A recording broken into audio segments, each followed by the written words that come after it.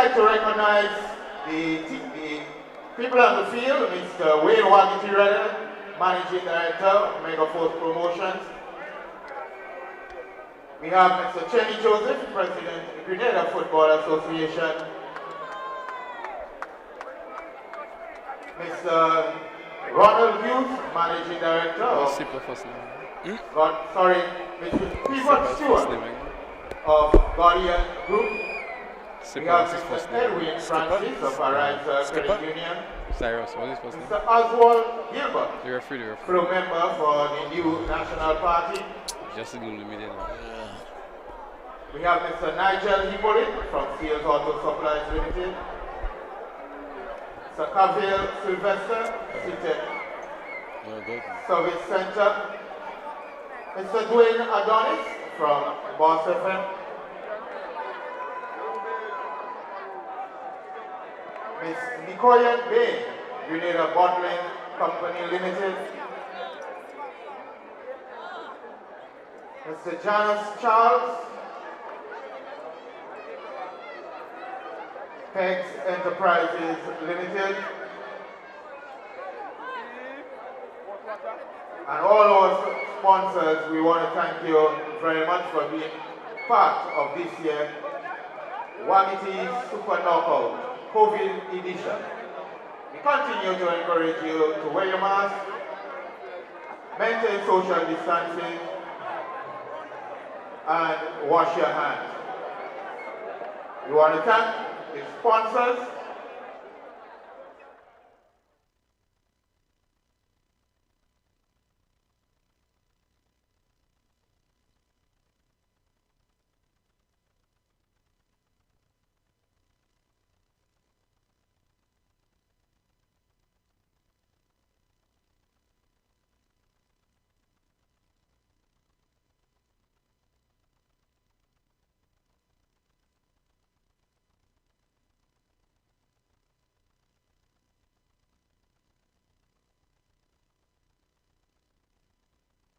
Quincy Theodore.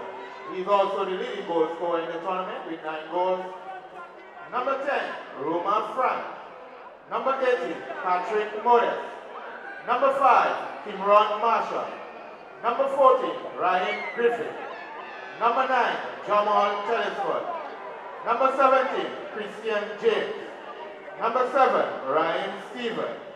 Number 3, Jonathan Williams. And number 13, Lydon Cato.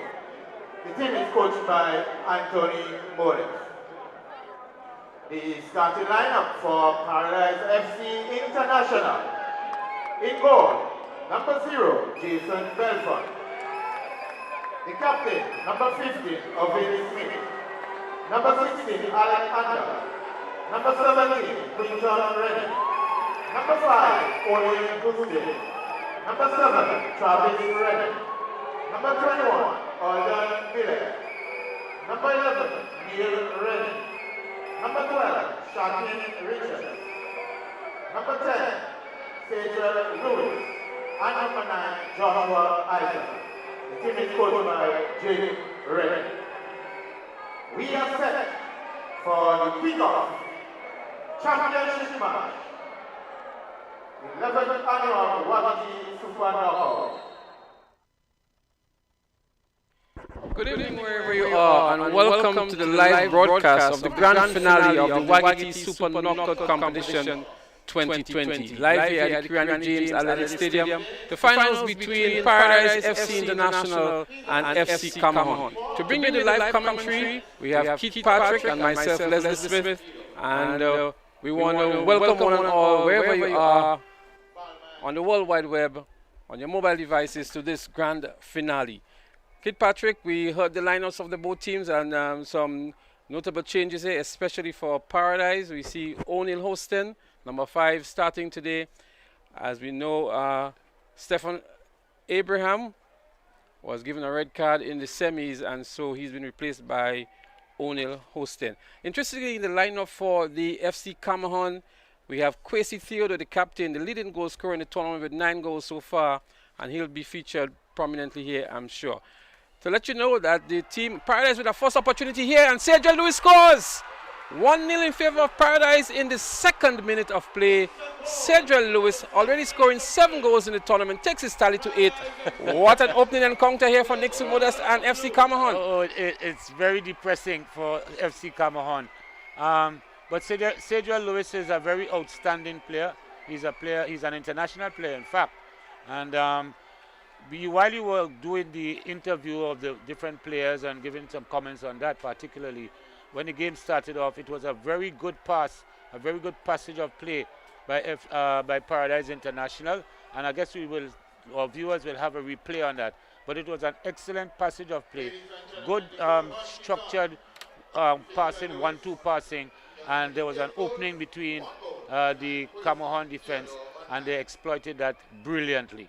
Well, what a way to start this grand finale in the second minute of play. Cedric Lewis finding the opener. He takes his personal tally to 8 in the tournament and sending a clear message very early.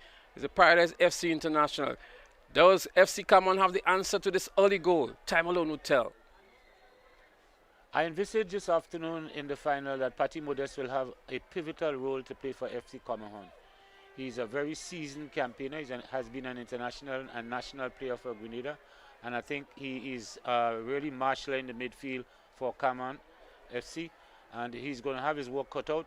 I even think that he will have to play the whole 90 minutes of this encounter if Cameron is going to have any real chance of really pulling back a scoring here or winning this encounter. Well, I had a chat with Coach Nixon Modest. He's actually the brother of Patrick Modest. And he was indicating to me that Patty Modest has a niggling injury. And I'm not too sure if he'll be able to play the entire match, but he's definitely the midfield general for the FC Cameron.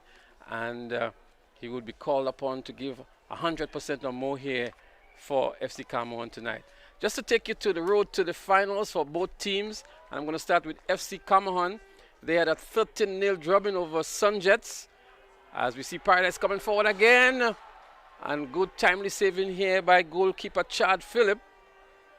But that is the kind of danger that FC Paradise would pose as the showers come down here at the Kirani James Athletic Stadium. A good pass here trying to find Joshua Isaac. And Joshua Isaac, with 4 goals in the tournament, maybe the 4th leading goal scorer in the tournament, he's not the one that you want to take too many chances with. This seems to be a very serious injury. He collided with the goalkeeper. He was actually not aware that the keeper was coming with just such a strong tackle. And just by the way he's lying on the ground, you can see that he's in excruciating pain. Nevertheless, it's a very, very dramatic start to the final here of the Waggy 11th edition of the Super Knockout competition.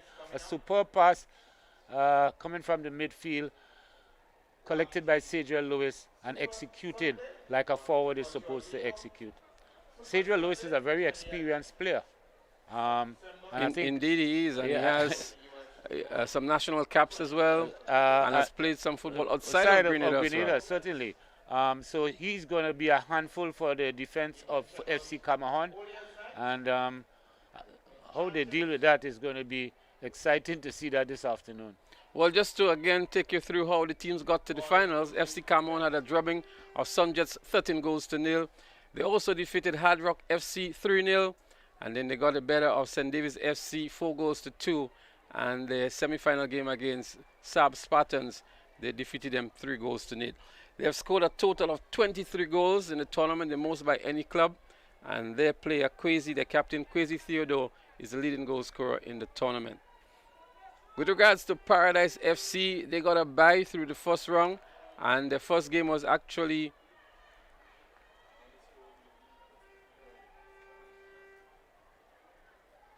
against St. John's Sports, whom they defeated 4 goals to 0. And then they had a 13-0 drubbing over Shamrock.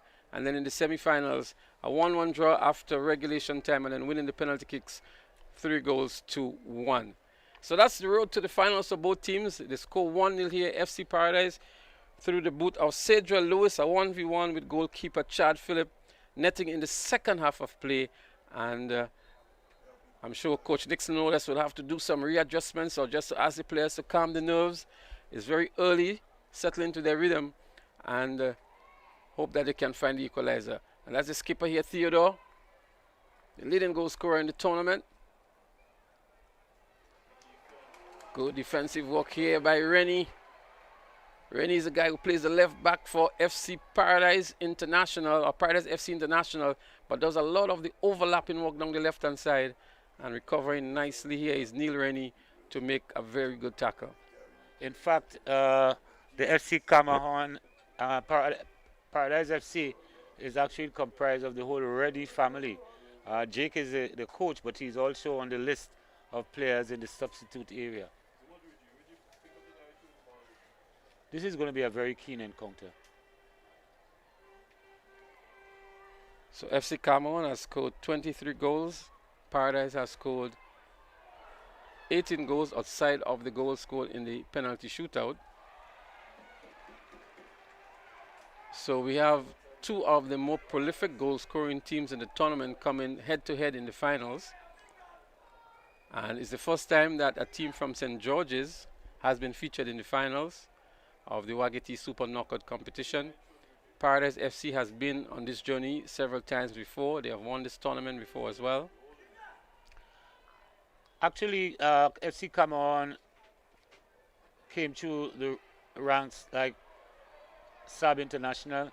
These both teams were promoted to the Premier Division in 2017, and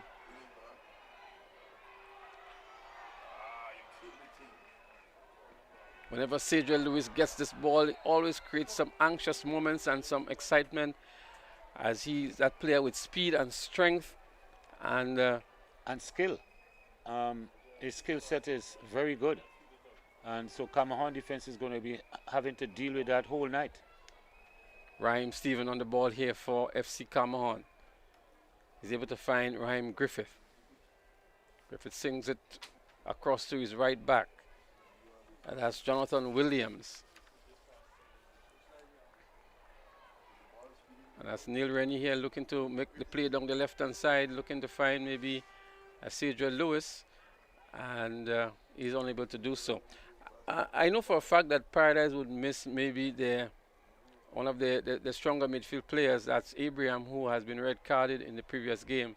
But the depth of the bench is so strong that they have so many players that they can pull from the bench to replace anybody on the field at any point in time. And that's the hallmark of a good team, when the bench is just as strong as the players on the pitch. Players on the field, certainly.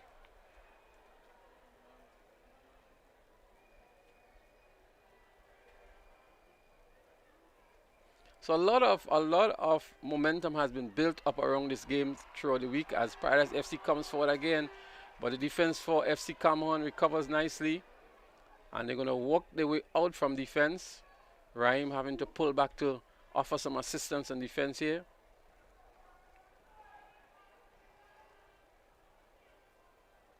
And then we can't leave out the fact that Jason Belfont, the national goalkeeper, is having a superb tournament. We saw him in the penalty shootout only last week, and he's one that is not very easy to go past. And when you have a good defensive lineup and a good goalkeeper, it tells a lot for your team and how difficult it is to get past you.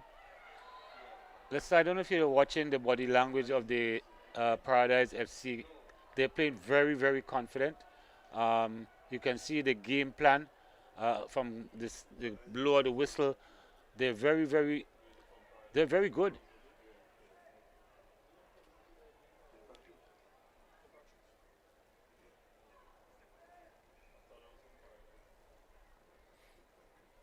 And Paradise has a particular brand of football that they play.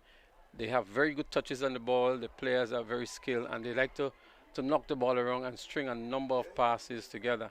FC Cameroon, on the other hand, they tend to play a much faster style of play, a lot more aggressive on offense in particular, and always looking to move forward whenever they have the ball. So Paradise play a lot more patient football with a methodic build-up and so on. As on the other hand, FC Cameroon tends to always wanting to go forward on every occasion that they have the ball.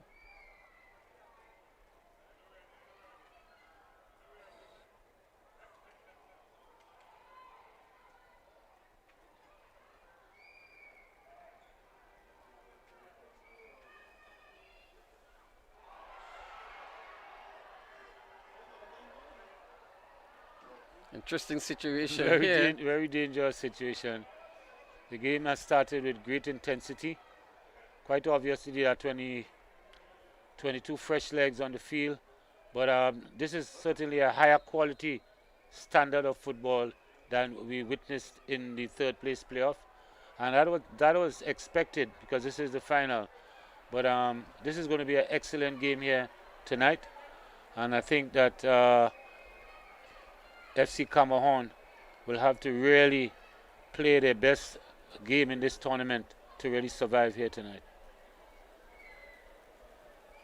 Ladies and gentlemen, 11th edition of the Waggy Super Knockout.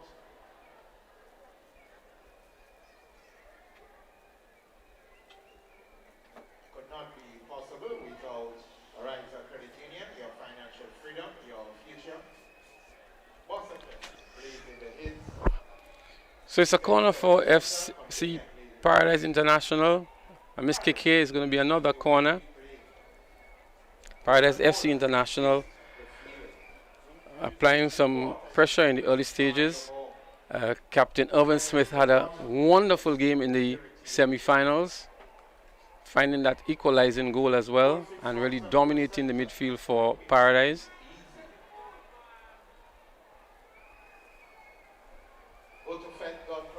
Helping others through great savings. Grenada Broadcasting Network. A lot has been said about these finals, and a lot of expectations are on the shoulders of the players of both teams. And that's the kind of pressure that is applied in the finals. Cedric Lewis here, using his strength here, wins the ball, has a shot on goal, but straight to Chad Phillip. And that was not going to trouble Chad, but good strength and good determination by Cedric Lewis. He's going to be a handful for the defense of FC Cameroon. He's very, very skillful. As you alluded to, he has played international football. He's a national player. His skill set is great. And he has a lot of speed. Different to the game we witnessed prior to this, the Paradise FC is very, very organized. They play into a plan. You can see the speed with which they're executing that plan. And so it's going to be difficult for Cameroon to really survive tonight. Nevertheless, it's early times. It's just only about 14 minutes that has expired in this final of the 11th Super Knockout Waggy game. And it's great for the fans. So Joshua Isaac is up. Game would continue. Cedric Lewis, as you mentioned, will be a handful for the back lineup of FC Cameroon. Already he has set his intentions very clear.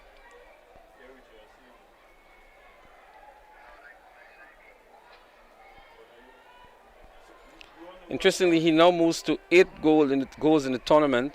Kwesi Theodore has 9. Both players are in contention for the Golden Boots award, but Kwesi Theodore at the moment is ahead.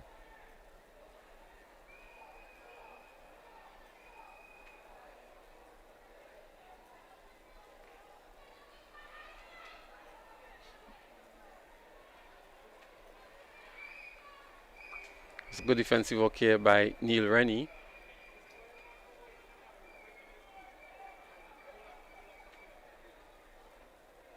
Spoke with Coach Anthony Modest earlier on today, and he's very optimistic and has a set plan in place.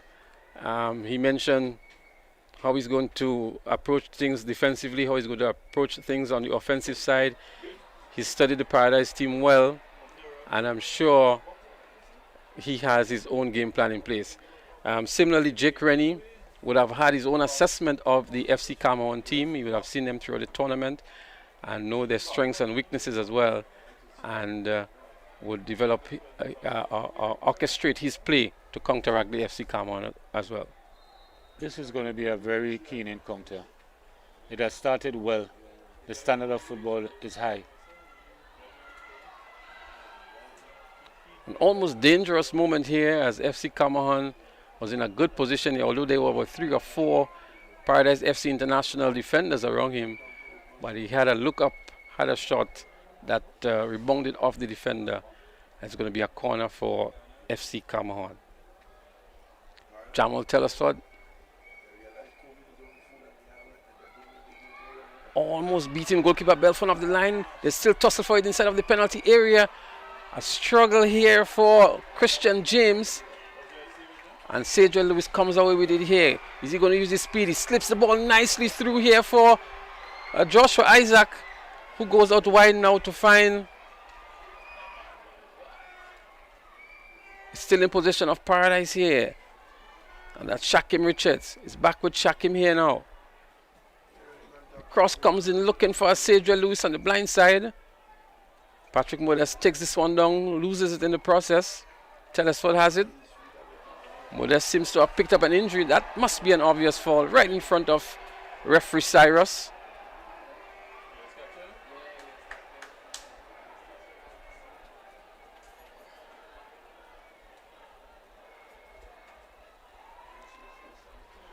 Raheem Stephen. He's going to get a cross inside. He does so. Ball cleared away. Telesford picks it up here now. FC Cameron being hustled here. Patrick Modest getting involved on the offense. So both teams having their moments. The game is playing at a torrid rate. It's very exciting at the moment. And FC Cameron is really playing a great game. It's the man Cedric Lewis here. He's moving from right to left to the middle. Good ball being slipped forward here. The shot comes in and a shot taken by Travis Rennie.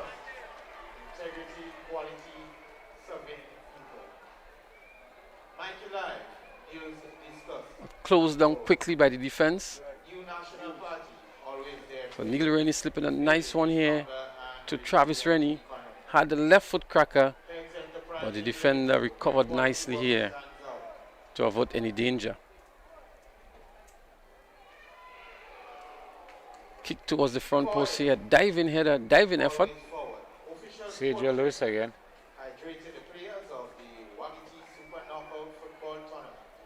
He's the obvious target for Paradise FC International up front.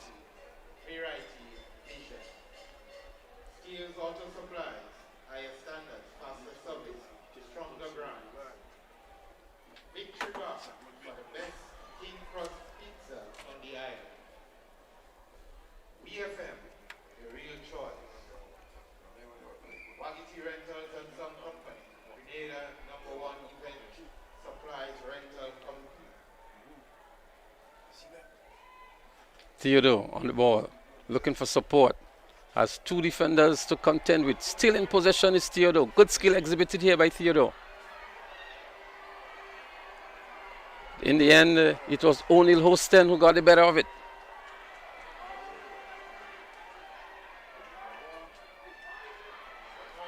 A bad miss here by goalkeeper. The player goes down, the referee whistle goes. He indicates it's going to be a direct kick just outside of the penalty area. And it was the goalkeeper who would have committed that foul here. A bad miss by goalkeeper Philip here. And then in trying to recover the ball right on the line, I think he would have clipped Cedric Lewis. And referee Junior Cyrus indicating a free kick just outside of the penalty area. Lewis is in excruciating pain. I'm quite certain that Paradise cannot afford to lose him at the moment. He has been so dangerous in the first 20 minutes in the forward line for Paradise that... Well, I could tell you, Patrick, that area where the kick would be taken is an area where any dead ball specialist would relish, you know. They would be licking their lips now, maybe wiping their boots and ready to send this one straight home. But a terrible miss, I would think, by goalkeeper Chad Phillip. He didn't collect cleanly on the first attempt, and in an effort to regain possession, infringe on Cedric Lewis. And let's see what kind of set play Paradise FC International has. I see the likes of a Joshua Isaac lining up behind this one. He seems to be the dead ball specialist for Paradise FC International. The other players have already made way for him. And I'm sure he's going to pick a side here, a 5-man wall constructed. Goalkeeper Chad Phillip on the line. Well, there was a contention there between Shakim Richards and the defender for FC Cameron. But let's see what Joshua Isaac does. Shot comes in and scores. Great goal here by Joshua Isaac. He takes his tally to 5 and he brings Paradise FC International 2 goals up in the finals of the Waggy tournament. Exhilarating. A good shot here taken by Joshua Isaac, beating the wall. As we look back here, it was just to the right of the wall. Patrick Modest turning his back to it, and goalkeeper Chad Phillip beaten off his mark here. A good free kick taken. Superb free kick. Well executed. And you can see that Paradise FC is executing their plan brilliantly here tonight. FC Cameron at the moment is in real serious difficulty. They'll have to compose themselves and try to come back in this encounter. It's only 22 minutes so far has elapsed in the game. They're 2 goals down. So let's see what they do. Well, Paradise FC International brought the A game to the Kirani James Athletic Stadium. And they're creating a lot of problems here for the FC Cameron. We were a bit concerned about what Joshua Isaac would do, but that concern has been laid to rest as he proved to us that he's indeed the dead ball specialist for Paradise FC International. The first yellow card issued to Patrick Modest. First yellow card of the finals. Modest is creating a lot of difficulty for that's Eldon Millet. He's creating a lot of difficulty. He's a left footer and he's creating a lot of difficulty for the Cameron defense. He's running through them and he's a very diminutive player, but he's creating a lot of difficulty. I'll tell you one thing with Eldon Millet. He's maybe the most underrated player on the Paradise team. Not much has been said about him, but he's a very, very effective midfielder for Paradise FC International. He's superbly skillful. His control on the ball is excellent. Something we did not see in the previous encounter, and that is creating a lot of problems for the defense, causing them to be fouling him very regularly. And as this game go on, he's going to be a handful for Cameron. They have their work cut out for them tonight. Corner taken, the heads go up here. It was Lewis again who got the glancing header. He's always the target for Paradise FC International.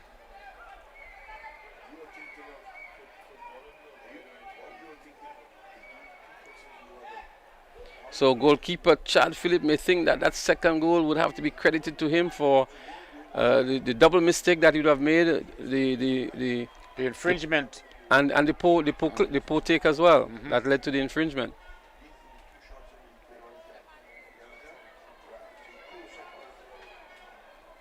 Owen Smith here making a good pass here to Richards. Richards finds Millet in the middle of the field.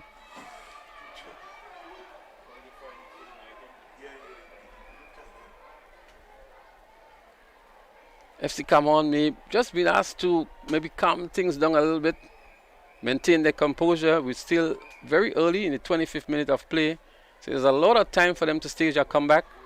We know that they have some very good goal scorers up front. The Roma Frank, the Kwesi Theodore.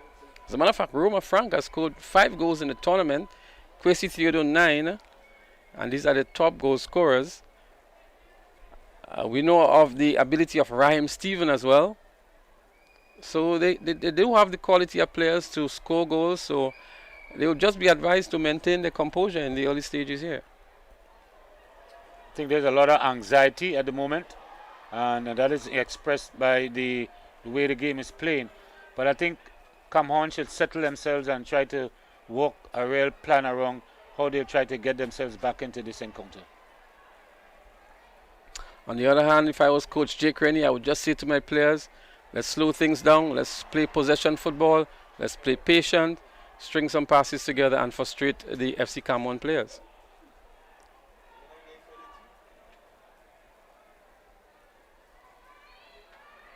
It's Raheem Stephen here. Looking to find Griffith. Griffith looking to push this one forward, but Belfont comes off his line and cool things down. Captain Smith looking to find Richards.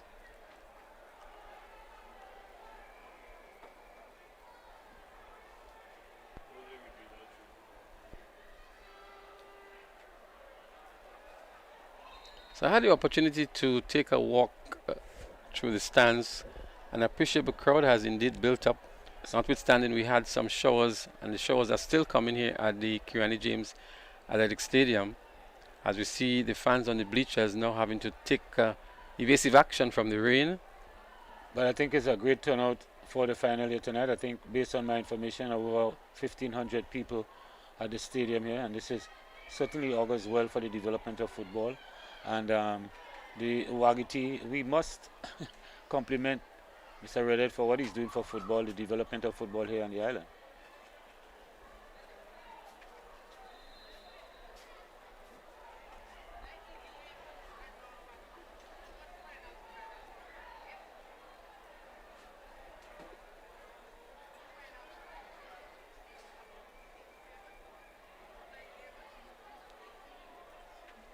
Paradise FC down the left hand side with Rennie looking to find Joshua Isaac in the middle, unable to do so. Another attempt to find Alden Millet, but it is Ryan Stephen with it, looking to play through ball forward, but Captain Smith is there to avoid any danger.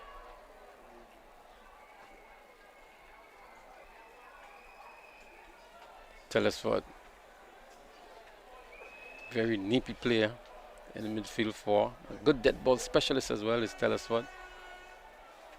Good lay on here to Patrick Modest, and he finds Stephen. Stephen converts and scores for FC Cameroon to pull one back in the 29th minute. Rhyme Stephen finds the first goal for FC Cameroon. This was a brilliant passage of play. Number 7, Rhyme Stephen. And that's what we like to see in the finals. Goals being scored. Good quality football. Excitement for the fans. But this was a very good passage of play for FC Cameroon. And as we alluded to before, Patrick Modest will have to play a great game.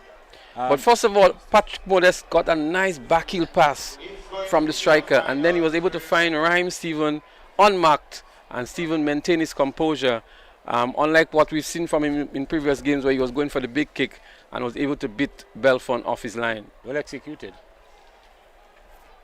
So that's good for the game when you know the teams are fighting and not giving up even though they're down, and to see FC Cameroon pulling one back in the first half is only going to increase their own momentum and let Paradise know that they're not just here for to run through the team. Yeah. Another yellow card being issued here. This time it's been issued to Lydon Kato. Lydon Kato of FC Cameroon. Yeah.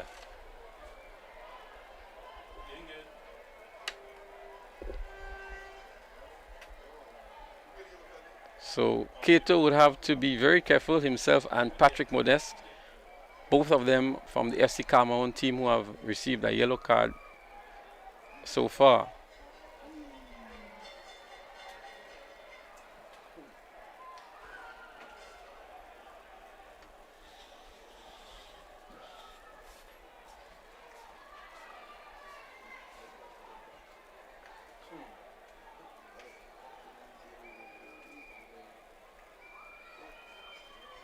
FC Cameroon on a good run here. Cross comes in, it's low and cleared by the defense. Kato having a fight on his hand on that right hand side. Still in possession is Kato, tries to get the cross in. But it's Paradise FC International that comes away with it. Patrick Modest now spins over this one and tries to slip it forward here for skipper Theodore. Belfont having to come off his line. And a moment of play here for FC Cameroon. Richards gives this one away to Marshall.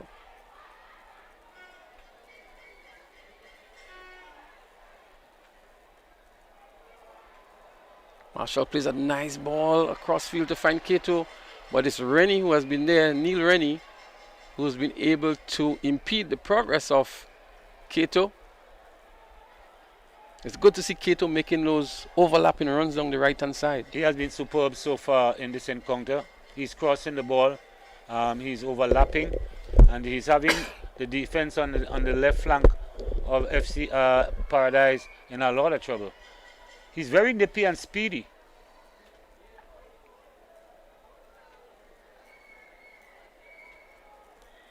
Nice ball slip forward by Neil Renew to find Joshua Isaac. Isaac has he's going to have a shot on goal. It does, but it rebounds off the defense of the FC Cameron.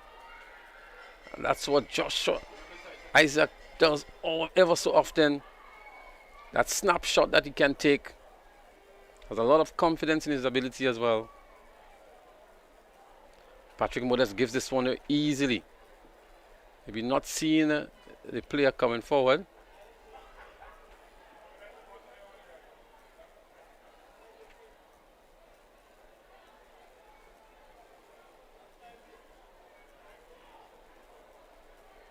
FC Cameron stringing most of their attacks down the right hand side with Kato.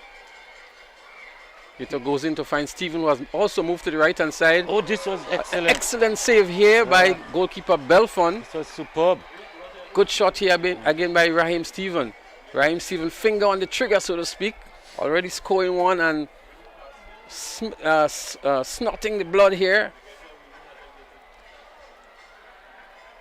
So Jake Rennie would have to look at that. A lot of the attack of the FC Cameron comes on the right hand side, looking to apply some pressure on the likes of a Neil Rennie, who is playing the left back and who tends to drift outside of his position on many occasions, looking to go forward maybe a bit too often sometimes. So Jake may want to have a look at that.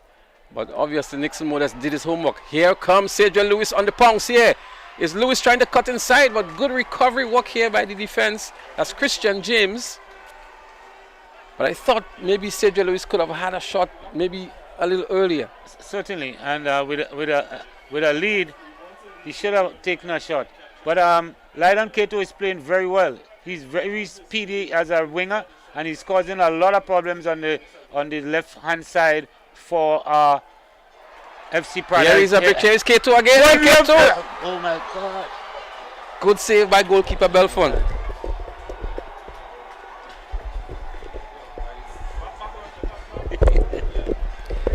We were just speaking about Kato, Lydon Kato, and how involved he's in the offensive play of FC Cameron.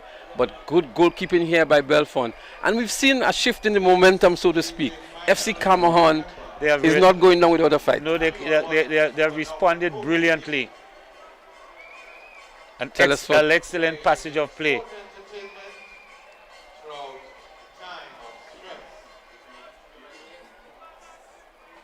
Millet plays this one, looking for a Sergio Lewis. He's going to use his speed. He gets past the man nicely here. He looks inside. The cross is not a good one. Looking for Joshua Isaac. But he was able to use his speed to go past the Russian defense here, and maybe just needed to maintain his composure a little more before making the pass.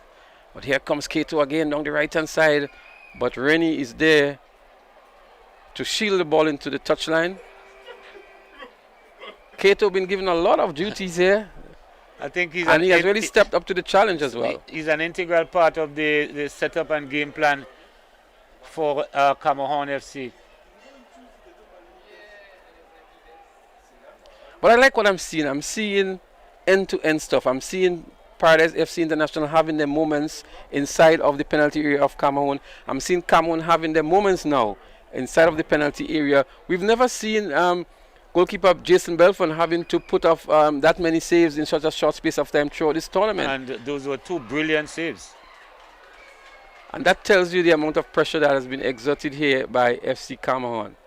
So it's good to see those momentum shifts and both teams having their passages of play, and is what we expect in the finals, really. Precisely, it's not a one-sided affair, and as we expected and we said, we know that Paradise is a seasoned team, but Cameroon is really living up to expectation in this final.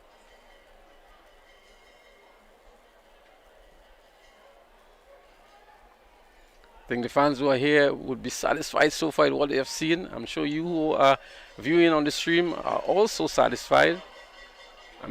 We know for a fact you have your favorite teams, but at the end of the day, I think we all witnessing a great football match. It's Marshall looking to find Raheem Stephen.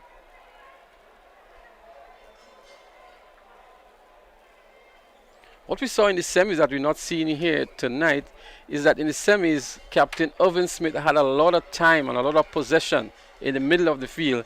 But we've not seen that yet. He's been closed down very quickly by FC Cameroon, not been given the chance to really put his creativity at work, so to speak.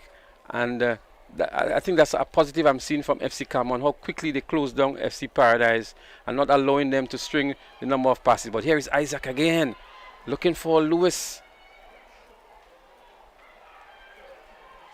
Isaac is a good number 9 here, playing a good number 9 support role to Cedric Lewis.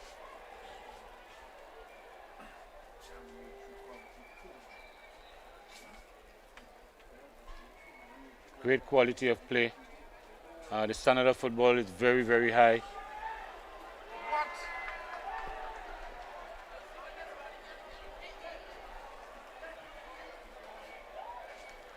That man lied on Kato.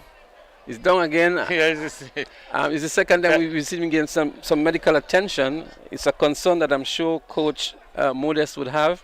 He wouldn't want to lose Lydon Kato, especially the impressive run he's been having so far. He has been very, very impressive out there on the right wing. I think his fitness is called to action here because of the additional amount of work he has been doing. Maybe just having a toll on him here.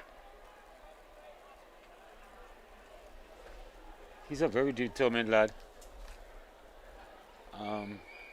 He's one of the coaches at Presentation Brothers College. So in terms of his fitness, I think he will be ready for that. I think they are making a substitution. FC Cameroon is making their first substitution. The player coming in is a midfield general as well. That's Shamari Mark. Normally Shamari Mark would come in to replace Patrick Modest, but Kato's condition here has called for early action from Shamari Mark. Shamari Mark is a pretty decent player, so he's definitely going to strengthen the midfield for FC Cameroon. He doesn't play basically he doesn't play as how Kato would have been playing, making those runs on the right-hand side. So there'll be some structural changes, obviously, to FC's Cameroon style of play. But he plays a holding midfield position, similar to Patrick Modest. So that's some additional strength we will see in the midfield for FC Cameroon. And I think that will be needed at the moment, seeing that they're trailing 2-1. They need to hold the ball in the midfield if they are to have any opportunity to have scoring chances going forward.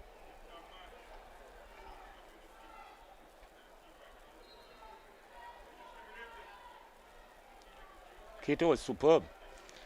Yeah, and I felt that Jake Rennie maybe took a little bit too long to make some adjustment to that side of the field to really stop what Kato was doing. But kudos to FC Cameroon. What they did as well is that Kato then moved from the outside right and came inside, you know, making those cross runs and trying to really mix it up. Present that dummy to the defense of FC Paradise International. That's Shamari Mark here. Fresh pair of legs. Running out of space. Entrance is free. 5,000 in cash prizes to be won. Great first half. Really just under 5 minutes remaining. 16 teams, the first 16 teams. So the obvious strategy for FC Cameroon would be to hustle Paradise. Just hustle, and not allow them to settle.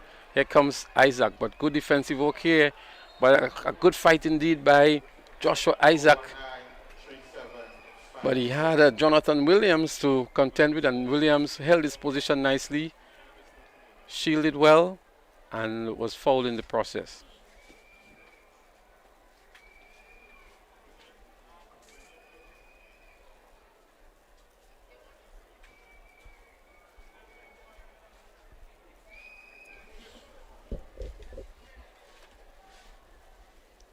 What a match we've been having so far. It's really lived up to expectations of a finals. We've not seen Kwesi Theodore, the prolific goal scorer he is, being in many goal scoring positions. And I'm sure the reason for that is that Jake Rennie would have said, hey, we need to have a very close marker on Kwesi. Don't give him any chances. Don't allow him to turn. Don't allow him to take the shot. And so that has really kept him out of the game to a certain extent.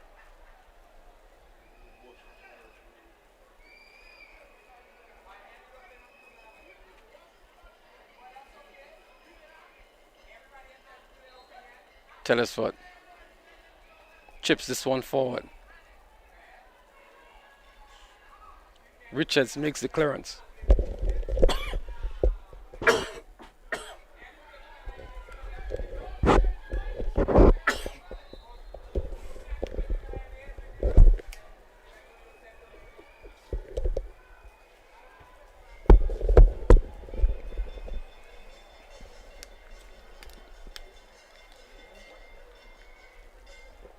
Patrick, I can tell you, Jamal Telesford is one of the dead ball specialists, the free kick specialist for FC Cameroon. He's lined up behind this one.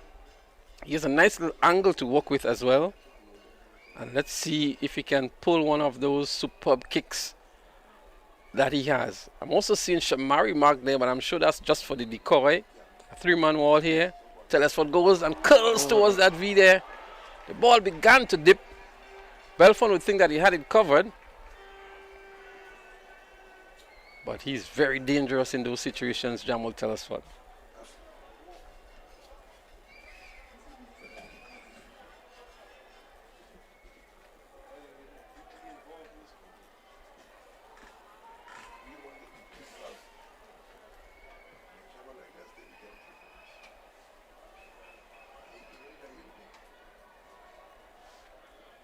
Rennie looking to find Millet. Finds Millet, who has been pushed off the ball here by Raheem Stephen.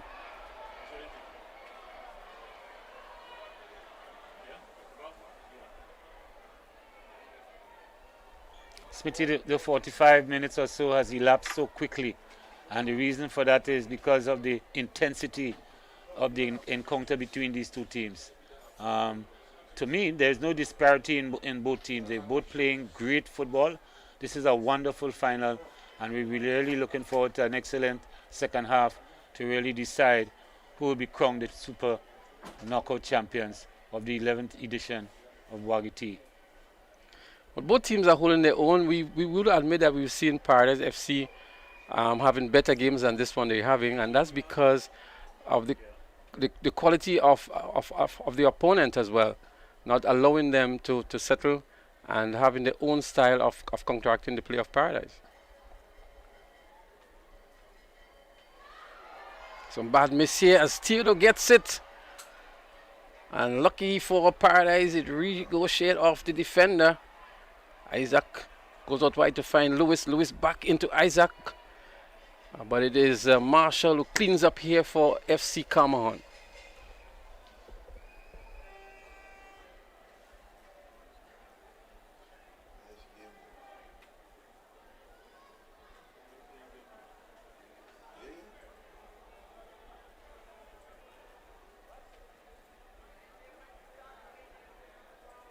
Quinton Rennie finds Travis Rennie. Travis Rennie gives it away to Theodore. Theodore finds Raheem Stephen, who has been sandwiched here, gets back and has a shot on goal just wide.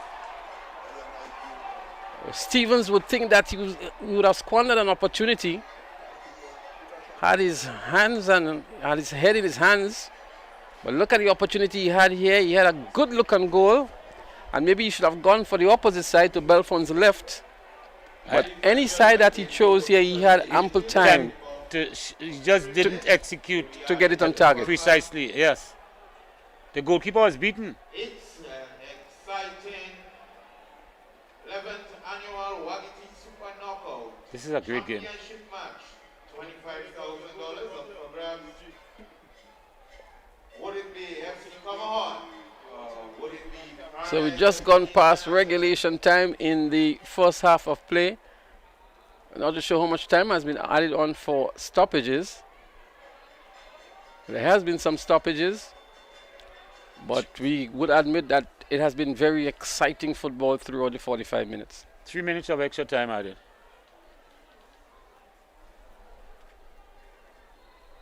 So 3 minutes have been added. Referee Junior Cyrus, one of the better referees in Grenada today, I would think. It doesn't have a FIFA referee's badge, but has been doing a great job in the tournaments that he has presided in on the local scene. Patrick Modest holds it up here for FC Cameron, finds Telesford. Telesford plays a nice ball down the right hand side here. The cross comes maybe just a wee bit too early. And then Rennie would do the damage control here. Rennie into Rennie. And Quinton Rennie losing possession here, giving away a corner. Coming under a lot of pressure. The intensity of the game just is causing him to make mistakes in the defense. Telesford again to take this one. Gets it inside, the heads go up. Marshall, who is maybe one of the tallest players on the field, Cameron Marshall, was inside there. Maybe he was the target as well. He has that very long throw we're going to see here from him. He dumps it straight inside of the 6-yard box. And I'm sure a lot of the FC Cameron players will be making their way inside of the penalty area on the verge of the halftime for that long throw in that's going to come in from Cameron Marshall. It's almost as though he's throwing the javelin here. Takes a lot of speed.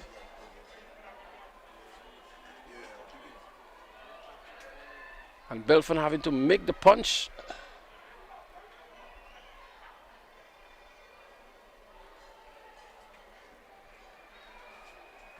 That throw is almost like a corner.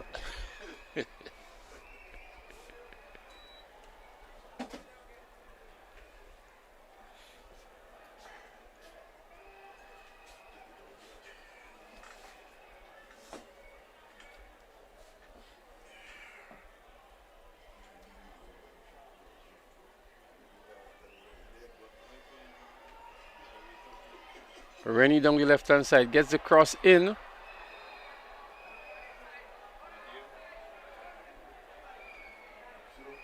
Ladies and gentlemen, at the half, we have the halftime. So is the halftime interval between Paradise FC International, FC Cameron, is the finals of the Waggy T Super Knockout Tournament.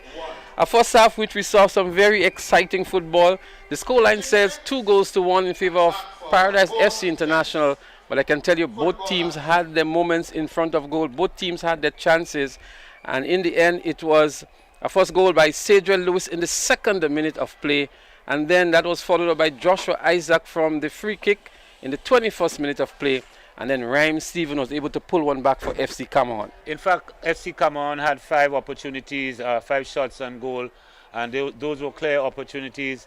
They were not precise, but I think we are really heading into the second half of a great final in this game. Both teams have executed their plan superbly, and we look to see the kind of changes or any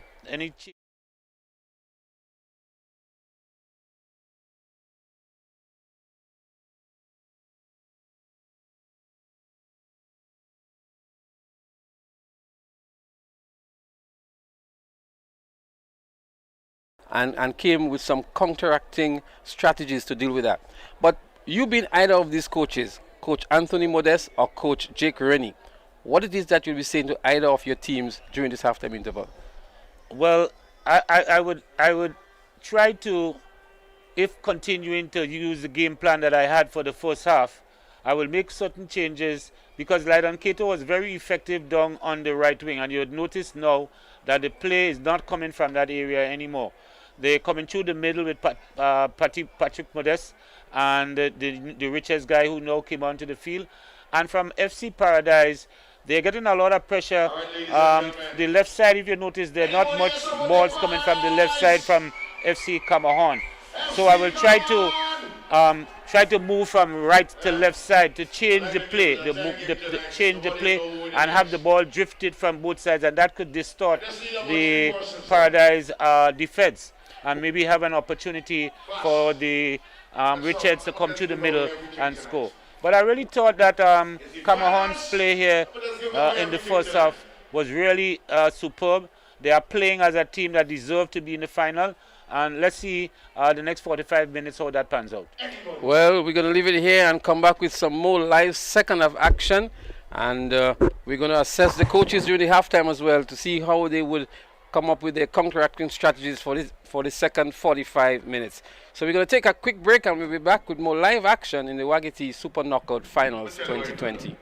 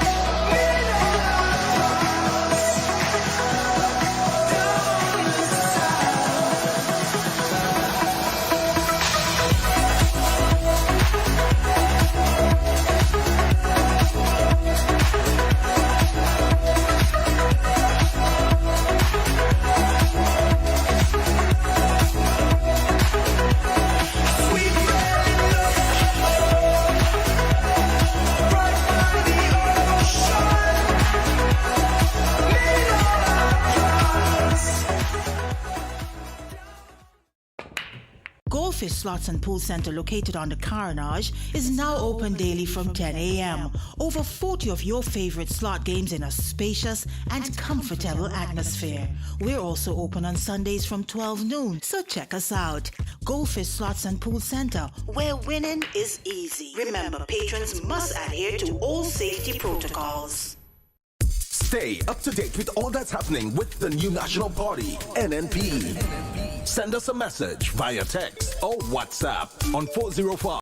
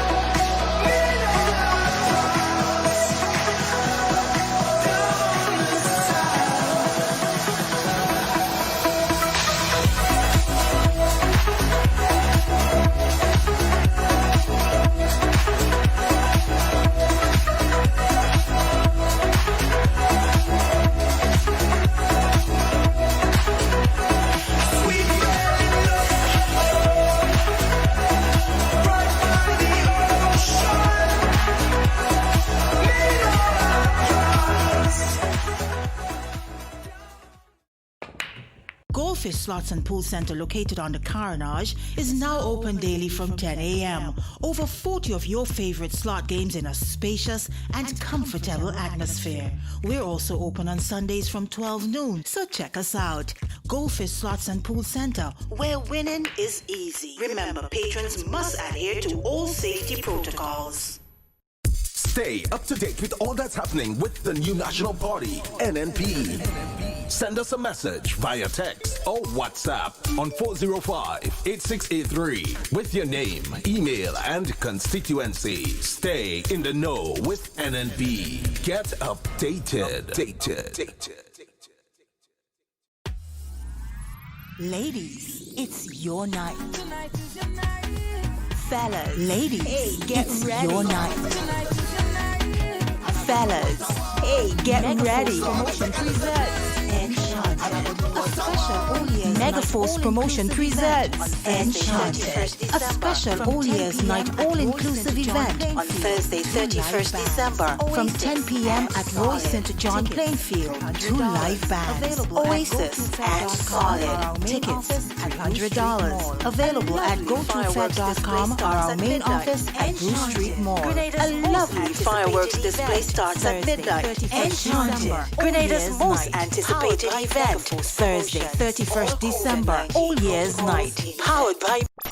Are you looking to rent chairs and tables? Then call Waggy Rentals. We rent tables and chairs for any event. We have 7 different types of chairs: plastic, folding chairs, gray and white, resin white chairs, conference chairs, even Chivari chairs in gold and white. We also rent 6 feet and 8 feet rectangular folding tables, 4 feet and 5 feet round tables, and even cocktail tables. Give us a call at 444-RENT. That's 444-7368. Or visit our office at Frequente Industrial Park, Grand St. George.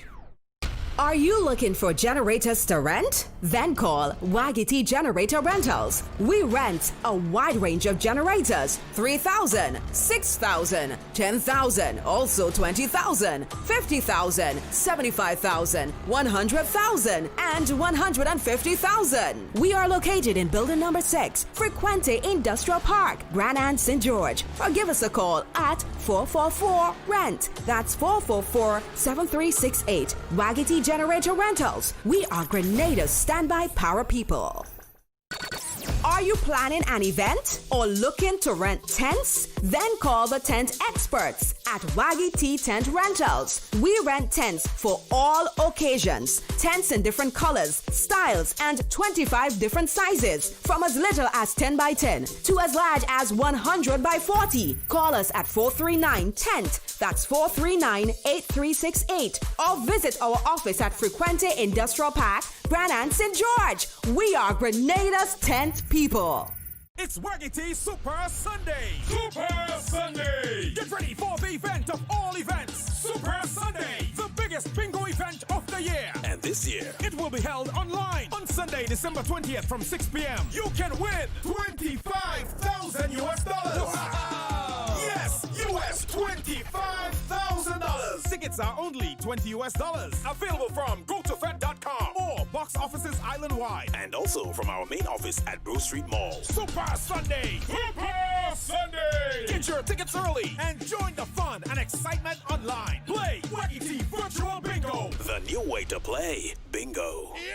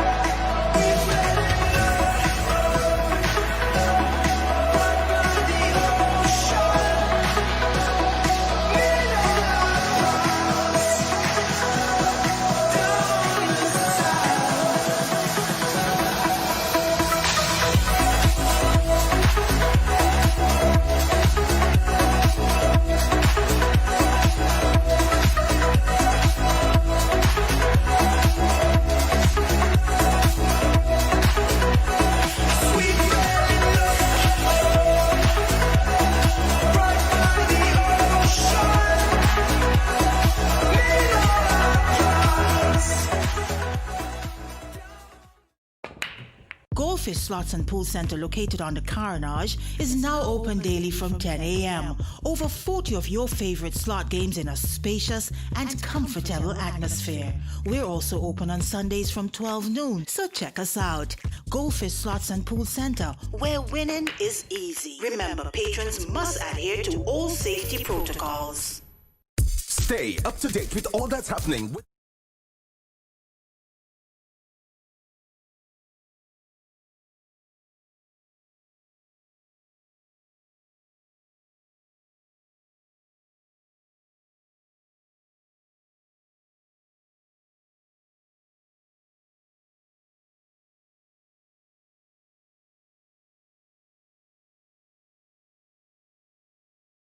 Very exciting moments in the first half. First goal scored in the second minute of play by Cedric Lewis. And then the second goal came from the free kick of Joshua Isaac. And then we saw a comeback goal from Raheem Stephen in the 29th minute of play.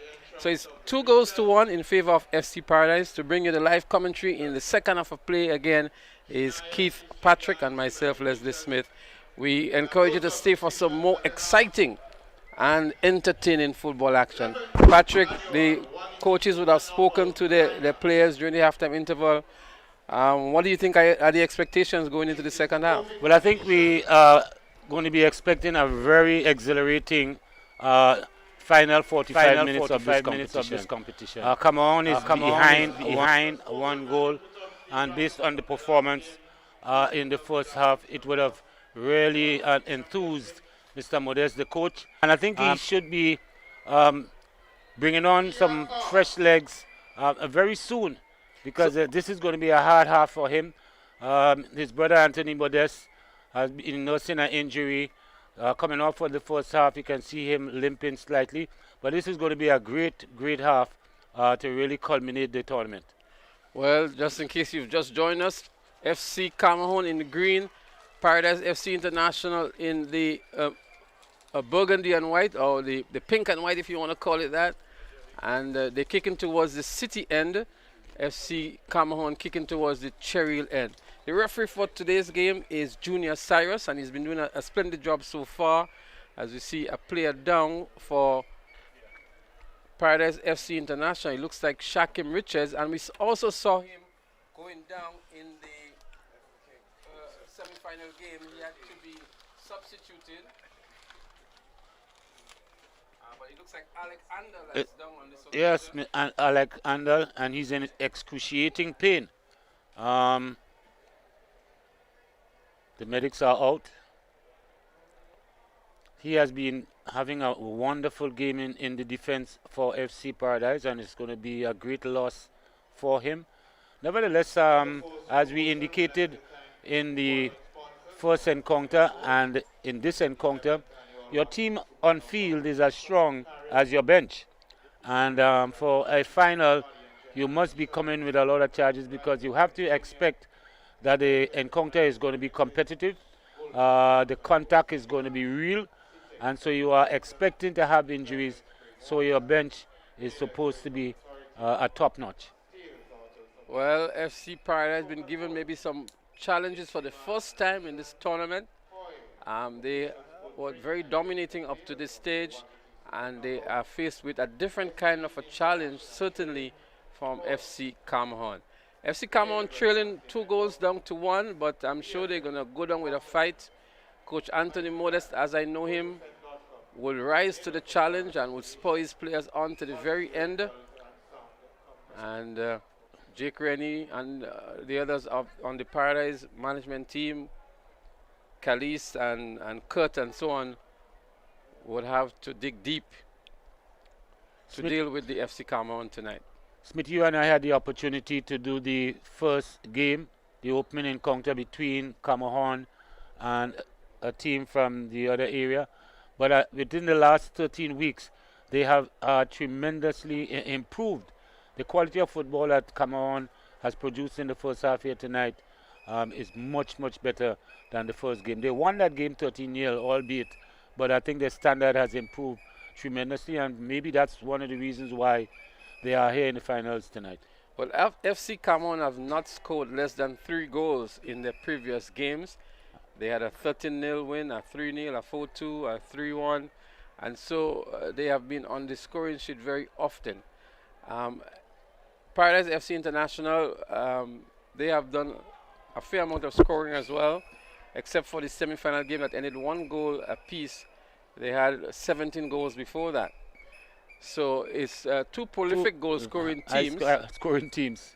And that's why we had so much goal-scoring opportunities. But here is Cedric Lewis, the scorer of the first goal, and looking for a Joshua Isaac, unable to find him. Kwesi Theodore, the leading goal scorer in the tournament, has not really featured prominently yet in this game. Unlike Cedric Lewis, who is the second leading goal scorer, who has been actively involved in almost all of the offensive moves of Paradise FC International. Well, from a coaching perspective, you would expect that Mr. Modest will be looking at that, and in terms of his sessions with the boys, would know the players who you have to look out for, who you have to mark hard. So he'll put strong players on them and make sure that they don't have any easy opportunities to have to kick to goal, scoring opportunities. Christian James goes out wide here looking for his player who's been strongly challenged. It's a Roma Frank. Again, we have not seen Roma Frank featured too much in the first half as well, and these are some of the stronger offensive players for FC Cameroon. So they have relied a lot on Raheem Stephen, and then we saw Keto to a certain extent in the first half. But the Roma Frank and the Theodore has not really come in strong. But here's an opportunity here for, we just spoke about Theodore, and he really came into his own there. Belfont came off his line and was not able to make the save. And Theodore was there to pounce on the loose ball. And I'm sure Coach Anthony Modest must have shouted something in his ear during the halftime interval. And we saw a different person actually coming out in the second half so far.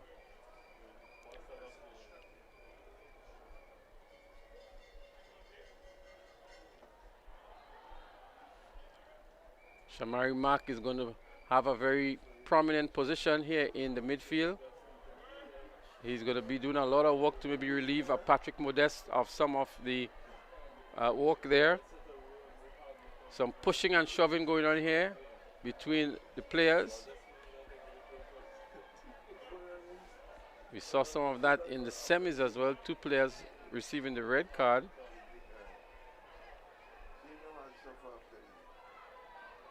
Some more pushing going on here.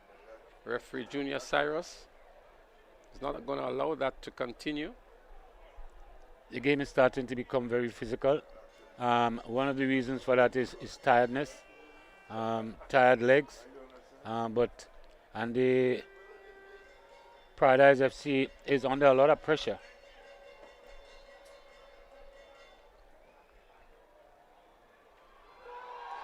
And it's equalizer, a good free kick taken by John Maltellesford. It's Kimron Marshall, the defender, the tall defender, who finds the equalizer and puts this game into a different perspective altogether. Smithy, we were just speaking about the pressure that Cameroon was putting Paradise under, and you could have seen it. About a minute ago, they had an opportunity. The goalkeeper was beaten. They saved that entity.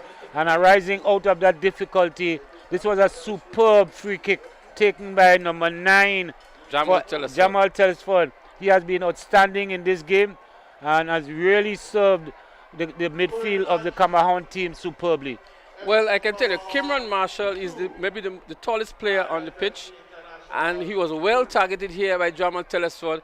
And FC Cameroon may very well say the goal came from maybe the most unlikely player on the pitch. Precisely.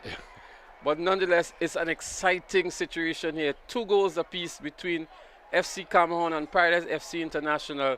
And just like how Paradise scored very early in the first half, FC Cameroon has really come out blazing in the second half and finding the equalizer very early as well. We're up for a great 38 minutes of this final here. I mentioned Jamal Telesford earlier on, and I said to you he is the dead ball specialist, and we saw what he can do by being able to pick up a Kimron Marshall, the tallest player for the FC Cameroon, pinpoint accuracy, and Marshall really delivered on the day.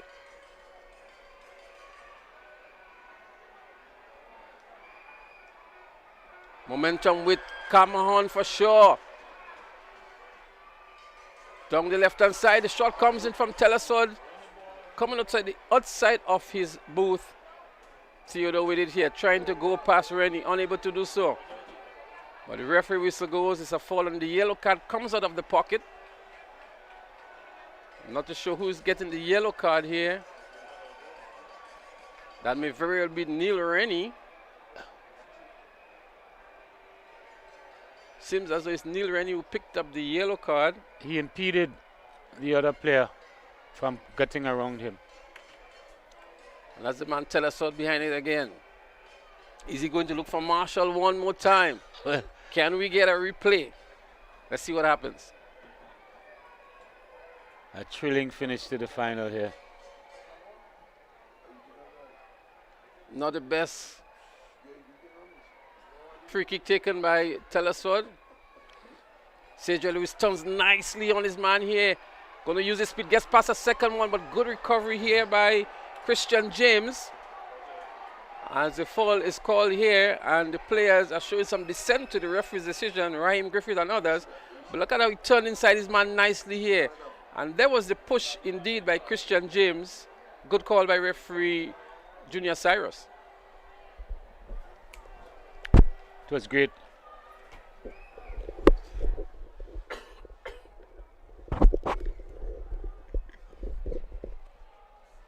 So again, a nice free kick position to be in here. A good position for Irvin Smith. And Joshua Isaac is not going to take this one. Smith curls this one in here. Marshall heads it away for FC Cameron. And then Telesod makes the pass looking for Christian James. Finds Christian James.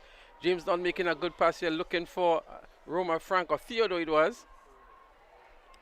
And Jason Belfon is going to calm things down here. Finds Rennie, Quinton Rennie. Rennie gives it away to Shamari Mark. Mark into Modest. Modest back into Mark. Mark gets inside of the penalty area and crosses nicely, but he's unable to find any player there. But definitely some good momentum here by FC Cameron. Certainly, that last, the equalizer has put some impetus into their play. They're playing very confident at the moment, and this is going to be a serious situation for Paradise FC.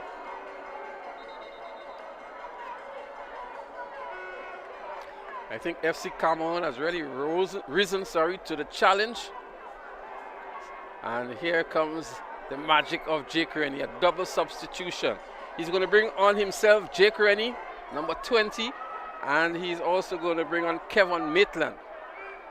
So the experienced veteran, so to speak, Jake Rennie is going to go inside there and maybe take control of things as a player coach. And he's also going to bring on with him Kevin Maitland. The players coming out.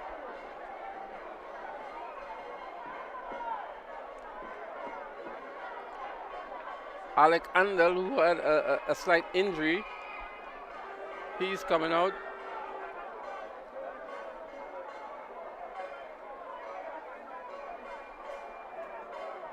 So a double substitution been made in the 57th minute of play. And also coming out is O'Neill Hostin.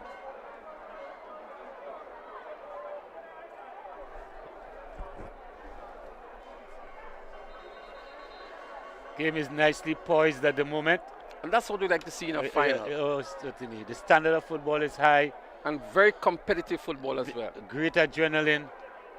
It's a game for the tacticians as well. Who comes up with the best strategy? Precisely.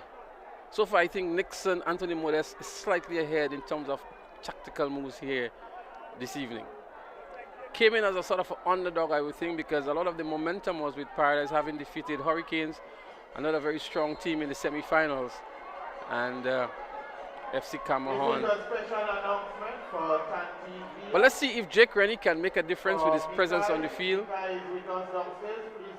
Jake Rennie has retired from international football. Still has a lot in him as a player.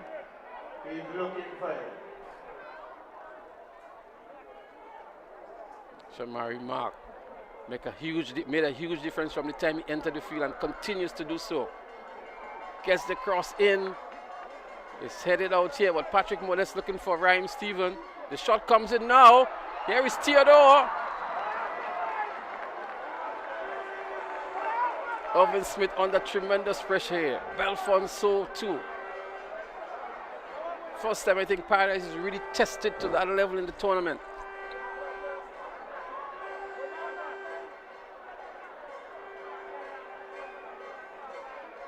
We have not seen yet that brand of football that we know Paradise to play. Knocking the ball around, but I move down the right hand side here now. Richards comes away nicely and maybe needed to maintain the composure just a little bit more. As we see Roma Frank on defensive duties here. Richards in the midfield has been playing very, very well and very effective and causing a lot of serious problems for the defense. He has been running around them and he's crossing the ball, and if that continues to happen, Paradise is going to be in some serious trouble as the game goes on. You'd expect that the players will start to get tired and probably... A bad miss here by goalkeeper Chad Phillip. This is a very good game. Olden Millet here. With Isaac, back to Millet here, but good defensive work by Jonathan Williams. It's end-to-end stuff here. A lot of action inside of either penalty areas. But look at the layoff here by Joshua to Millet. And good recovery work indeed by Jonathan Williams. Good defense. Good defensive play.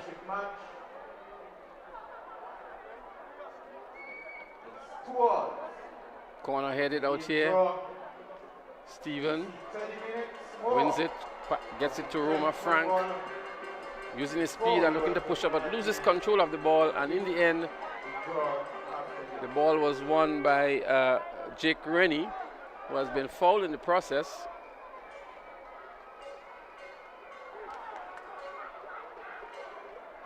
Defense has to be careful. They really cannot take chance with the speed of a Sadriel Lewis.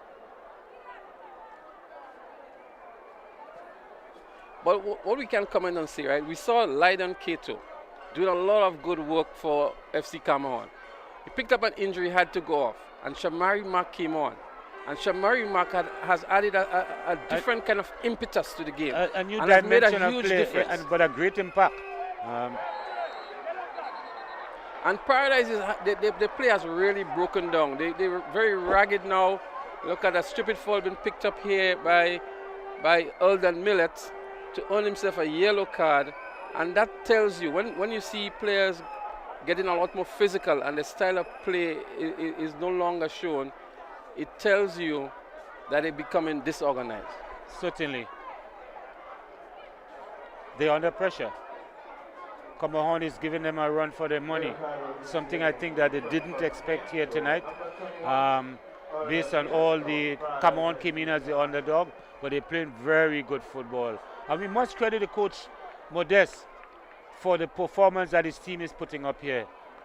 For a team who's just about 5 or so years old and to be so competitive both in the English Premier League and in the making the final of the Waggy Cup, it's a great achievement for Coach Modeste.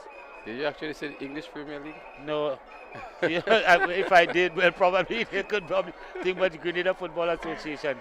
The Premier League here. Another long throw by Kimron Marshall. Kimron Marshall, the player, finding the equalizing goal for FC Cameroon. He dumps this one inside of the 6-yard box, looking for Jamal Telesford, but doesn't control nicely here. And Paradise are going to reset from the goal kick. Smithy, there's another goal in this game. Well, there must be a winner. I'm not speaking about penalties. In regulation time, there's going to be another goal. The game is becoming very physical, and for that reason, Kimron Marshall marking Sadriel Lewis very tightly here. Patrick Modeste looking to find Telesford, eventually finds him, but Rennie closing down very quickly.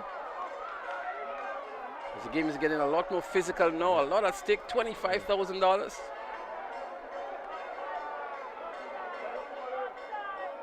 Still think Paradise is using the wrong tactics. I think they just need to maintain their composure, play their brand of football, slow it down a lot, knock the ball around, use their skill, use their ability, but they're playing just as fast as FC Cameroon, and that is really not their style of play, and it's showing up really badly for them in the second half. I think they have deviated from their game plan. They were knocking the ball using a triangular format going forward. That is no longer happening. In fact, it's just a matter of getting the ball from the defense and kicking it all the way up.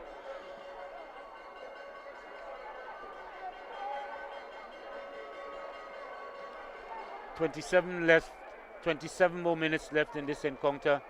A very thrilling final here at the Kiryani James Athletic Stadium.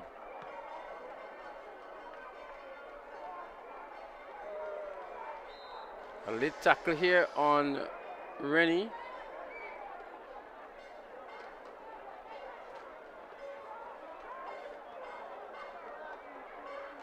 So Captain Smith would really need to marshal his team. Coach Jake Rennie is also on the pitch, so both captain and coach on the pitch.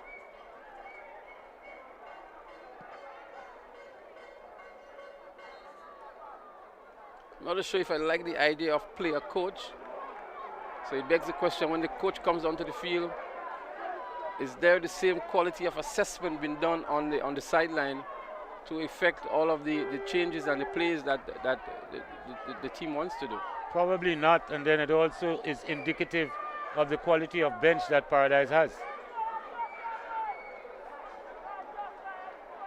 Because if the coach has to be one of the, although he was registered as a substitute, but one would have thought that probably someone else would come on. Well, we saw him coming on in the semi-final game as well. But interestingly, Joshua Isaac has a free kick for Paradise FC International.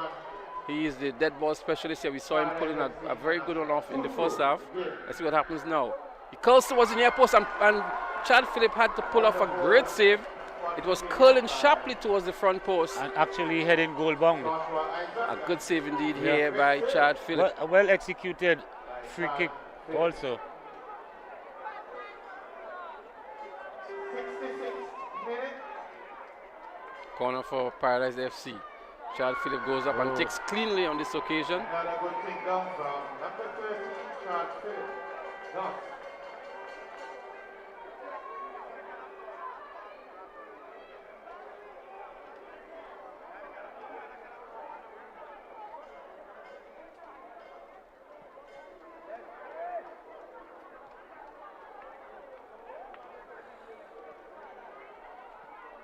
Let's see what we can get from Paradise now as they move aggressively forward here.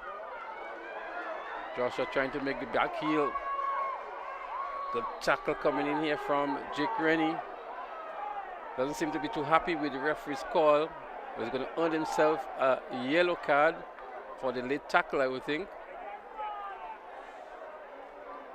Strong tackle indeed, but got a fair amount of the ball. I don't think that tackle would have warranted a yellow card.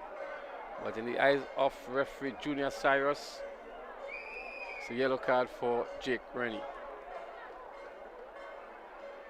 Yellow card is given in the 67th minute of play to player number 20, Jake Rennie of Paradise FC International. Wonderful football. That's Adrian Lewis here. Slips one nicely for Jake. And Jake is under some pressure and loses the ball. Telesford finds Raheem. Raheem has two players to contend with, but still comes away with it. The referee whistle eventually goes. I think it's a handball may have been called here against Griffith, against Stevens.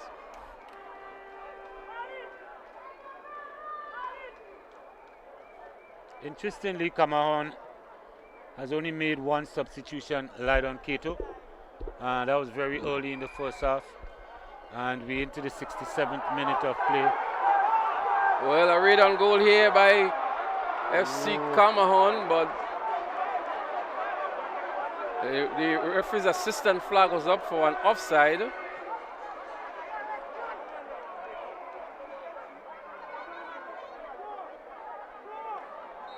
Wow, some strong tackle here. The elbows go flaring here I think Alden Millet was on the receiving end here, but the kick will go against him.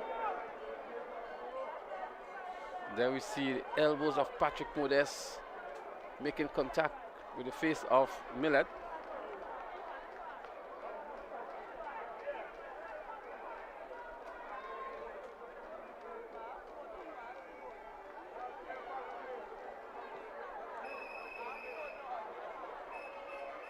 '69th minute of play, 2 goals apiece. Finals of the Waggy Super Knockout Tournament. 2 better playing teams in the tournament.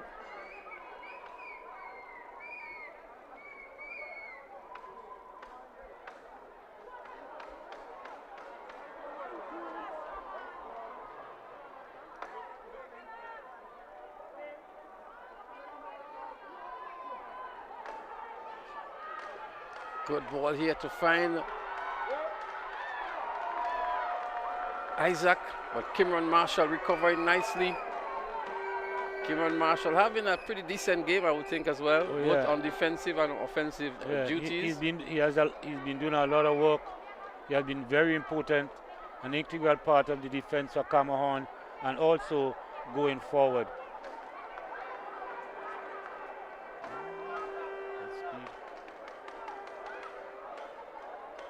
FC Cameroon player down. It looks like Christian James.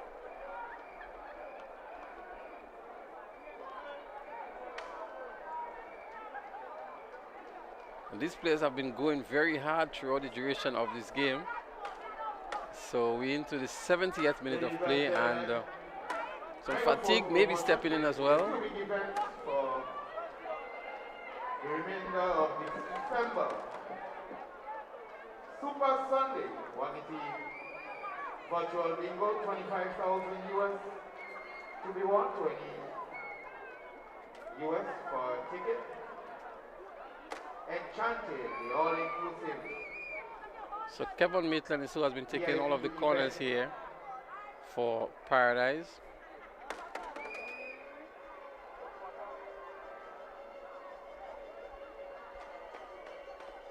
Enchanted, 31st December. Smithy, the game has really lived up to expectation. I think the quality and standard of football. Get you into so the many fans who are here at the Kirani James Athletic Stadium must be satisfied to a huge extent of what they have seen. I'm sure that they're here to support their various teams, either of the teams, and they must be satisfied to a certain extent. I think if any set of fans who might be a little disappointed might just be the Paradise FC International. I think they come to expect a lot more from their team, and they're not maybe seeing the quality that they've grown accustomed to from Paradise FC International. Nonetheless, they've given a good account of themselves. They got 2 early goals, and they've still been able to maintain the shape to a large extent, and still in this game, so to speak.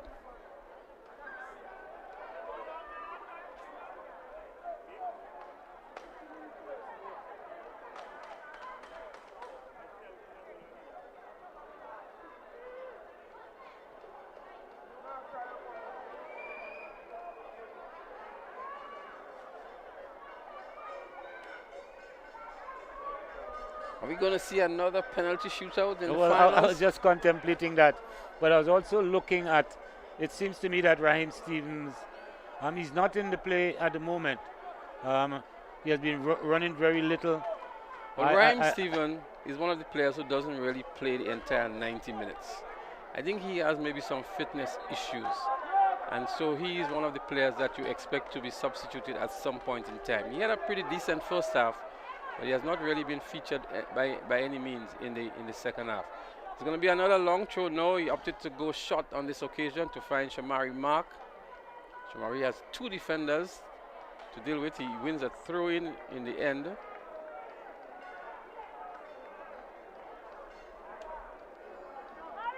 And this, I believe, would be the long throw that will go straight inside of the 6-yard box.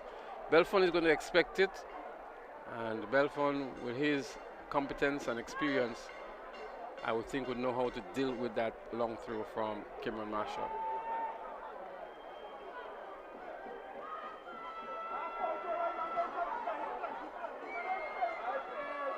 So throw has been cleared here. It's going to be another throw in. A lot of the players are now in the defensive third of the Paradise FC International half of the field.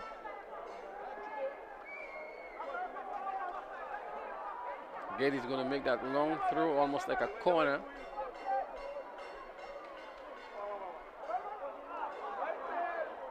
And Belfont takes this one cleanly now. No real challenge here.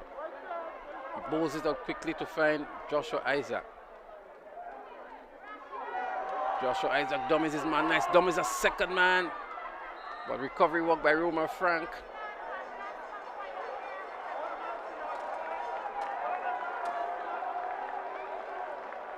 And I'm sure Paradise FC may be thinking now, had we had Stefan Abraham, things might just have been a little bit different for us in this game.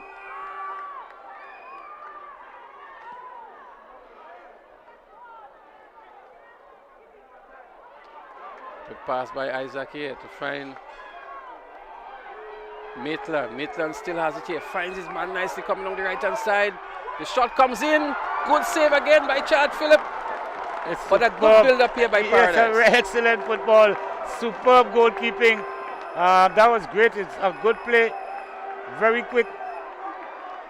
Look at the pass here from Maitland. And he finds, it looks like Rennie is it. And then the left foot cross comes in. A left hand save in the end by Chad Phillip. Excellent. Good reflex save indeed. Yeah.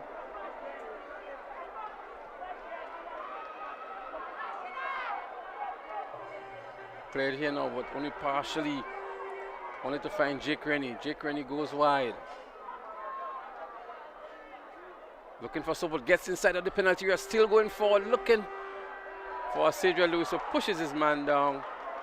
And any coach would tell you, never fall on the offense. That's one of the cardinal sins of playing as a striker.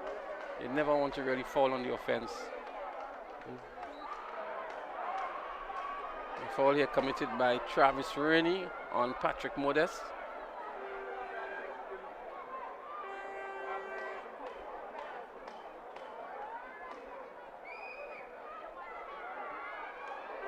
Some nice 1-2 here now down the right hand side for Cameron. Still in possession is Cameron. Romer Frank here being put under some pressure, and good defensive work in the end by Paradise FC International. Both teams are really playing good football, and especially in the 75th minute of play, we still have the intensity in the game. We just had a nice movement by Paradise FC, and now we have Cameron on the other side. So they're moving from one side to the other side. This is a superb final. Jake Rennie has to be careful. He already has a yellow card, and there he was exerting some pressure there. But Jam will tell us what he's going to take this one. Looking for maybe a Cameron Marshall again, but it's Rennie who comes out with it now and finds Millet. Millet looks up for support. Finds Richards, back into Millet. Millet is looking around for support. Looking to find Cedric Lewis. But offside is the call against Cedric Lewis.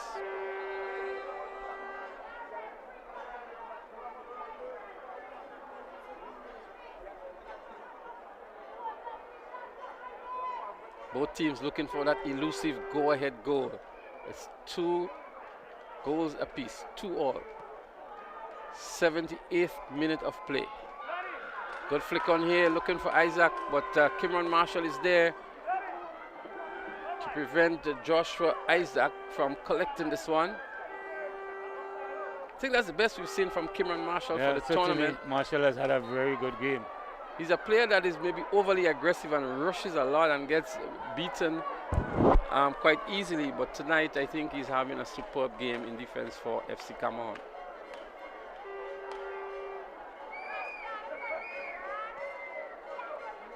I think too, part of the breakdown of the play for Paradise FC International is that Irvin Smith, who played a more of a midfield role in the previous games, is playing the last stopper position tonight.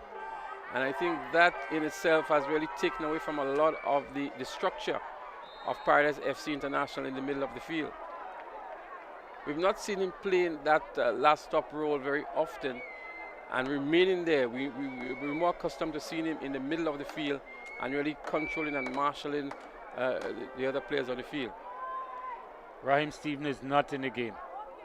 And I think that the coach should look at this in the final 12 minutes or so. He must have someone with a fresher leg than it doesn't make sense that he's on the field. He's not running. He's not putting himself in a position to do anything constructive for the team. In fact, he's very tired at the moment. Good pass from Shamari Market to find Roma Frank. Frank has really to contend with, looks for Raheem Stephen, and Raheem Stephen, I mean, we had to give him a little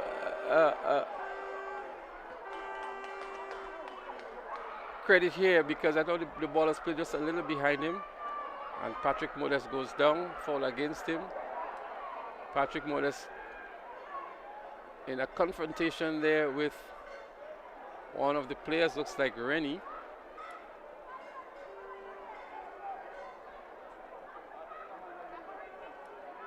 And referee Junior Cyrus really has to maintain control of the game. He's getting a lot physical. I love these teams. At any moment now, I think Anthony Modest may make the substitution, yes. And Raheem Stephen may just be the victim of the substitution.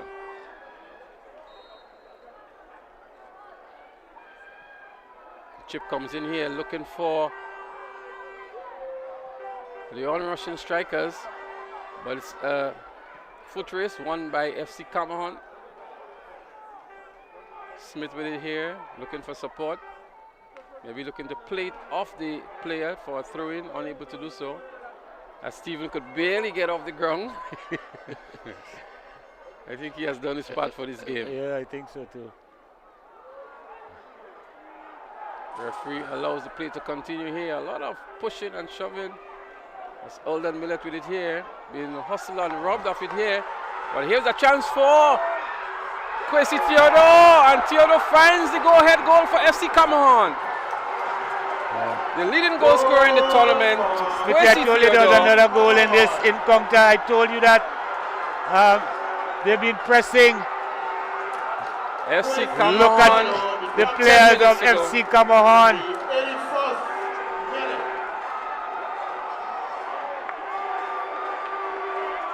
We're asking all the people in the stands, please. Well, there we see it, the go-ahead goal with 10 minutes left in this game. Theodore again. It's Kwesi Theodore, the leading goal scorer in the tournament. He takes his tally now to 10, and a strong contender indeed for the Golden Boot Award. Paradise FC unable to clear this one. Look at a little bit ragged in the back as well. And Theodore is not the one you want to pick up the loose ball inside of the penalty area. Look at Anthony Modest, how ecstatic he is, giving directions from the line. This is a great moment for him. We did see a momentum shift from FC Paradise to FC Cameron. And FC Cameron taking advantage of the chances here. And for the first time in this encounter, they lead 3 goals to 2.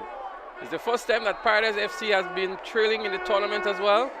And let's see with the likes of Coach Jake Rennie on the pitch and Captain Irvin Smith, as we see Shakim Richards pulling up here. It looks like cramps to me. A yellow card been issued here now to Roma Frank it is. So a lot of yellow cards have been issued today. So far I can count maybe 3 for FC Cameron and another 3 for Paradise FC International. Players are going all out. Ladies and gentlemen, a yellow card was issued in the 82nd minute to number 10, Roma Frank from FC Cameron. 3-2 in the score. 7 minutes in regulation. Ball given away by Paradise FC International. Raheem Stephen on the loose here now. Belfort off his line and he scores. We were calling for his substitution, but he had another moment of glory. 4 goals to 2 in favor of FC Cameron. Magnificent from FC Cameron. Look at the ecstasy. Look at this here at the Karani James Athletic Stadium. This was a superb counter-attack. Paradise lost the ball in the defense. And Jason Belfort was committed off his line. He was caught in no man's land. Raheem Stephen had a calculated effort on goal, well targeted. It was well executed. He executed from about half in the field, and I think this game is over. Well, there is something called foggy time in Manchester United. I know. Let's see if there is you don't give jig up that time or paradise time here. Well, it's a daunting task now for FC Paradise. 4 goals to 2 against them. Look at the dismay on the faces of the Paradise team. 7 more minutes in regulation time. But especially in that second half, we have not seen any midfield at all for Paradise International. Big push here by Shamari Mark. In possession of the ball. 2 goals from Raheem Stephen. Contender for player of the match, I would think. We were calling for his substitution. But Nixon Modest knew something that we didn't know. And he kept him on the field to find that 4th goal for FC Cameroon. Richards looking for Isaac. Isaac closely marked. Patrick Modest again. Winston in pain here is Patrick Modest. Collision with Shakim Richards. Seems to be clinching to the groin area. As we look back here to see what happened. Yeah, I think the knee of Richards really crushed into his groin area, and that can be very painful. Yes, his testicles. I don't think he'll be able to continue.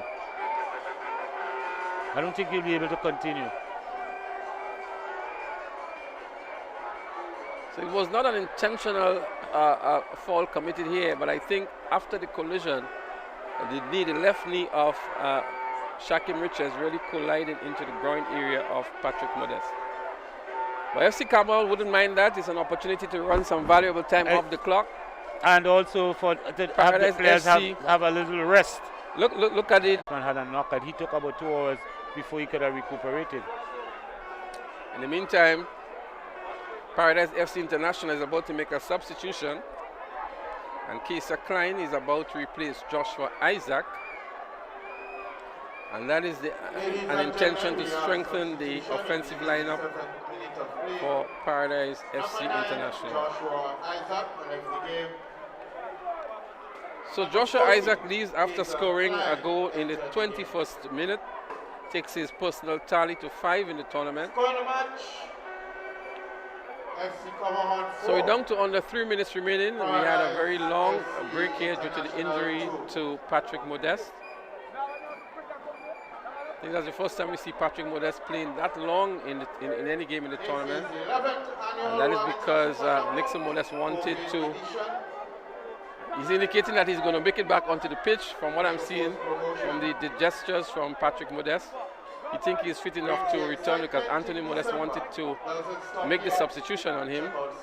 But he's giving an indication that he will be able to go back on. But he's still wincing in pain. 25,000 US, 20 US for the ticket. And we close the year on the 31st of December. A great fight back here by FC Cameroon. At one stage they were trailing 2 goals down, and they've been able to come back and score 4 goals without any answer at all from Paradise FC International. That's the man that has scored 2 goals here, Raheem Stephen. Offside call against Jamal Telesford. Well, we have not seen that crisp and delicate football that we've known to come from Paradise.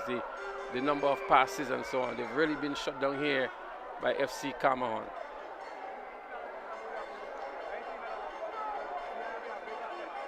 I think the strategy that Coach Modest employed after the first half has worked very well.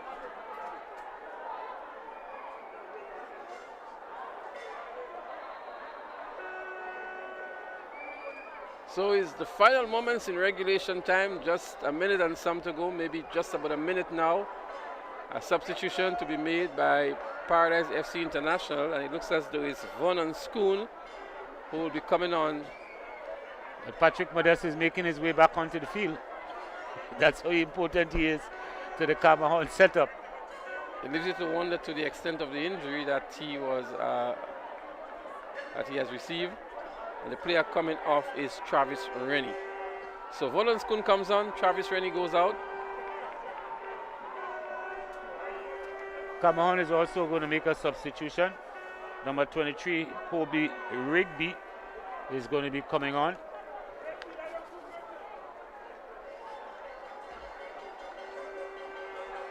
But that is the kind of intensity you expect in a final. The hunger to win, the hunger to score goals, the giving off 100%. This is the final game of the tournament.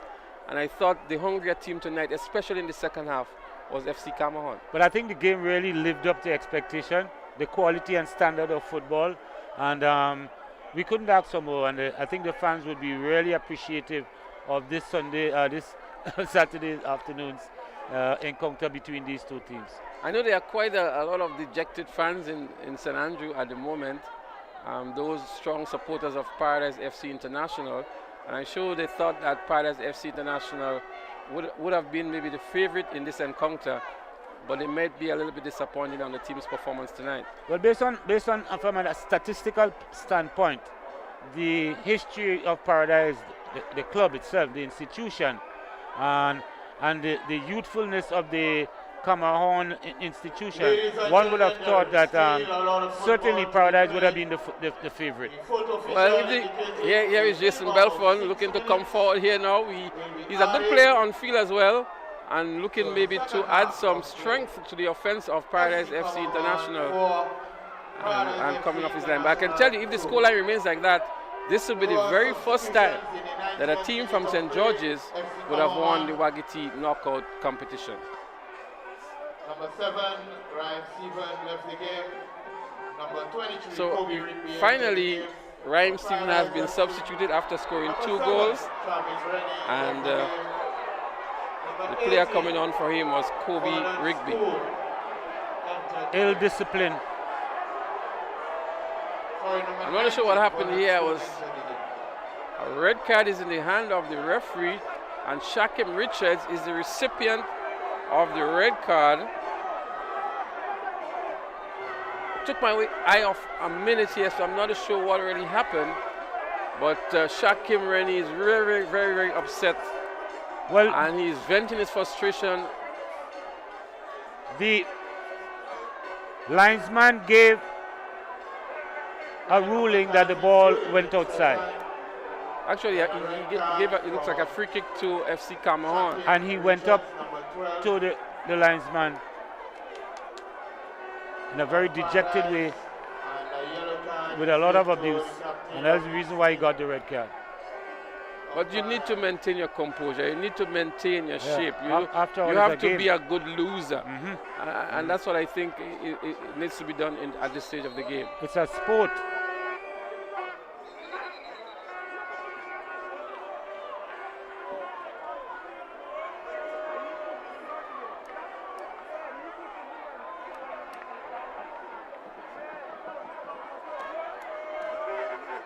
Paradise is not taking this game, this defeat lightly. Another yellow card would be issued, it seems here. Referee Cyrus with a yellow card in his hand. Apparently 2 players here would be issued that card. That looks like Kaiser Klein and Jamal Telesford.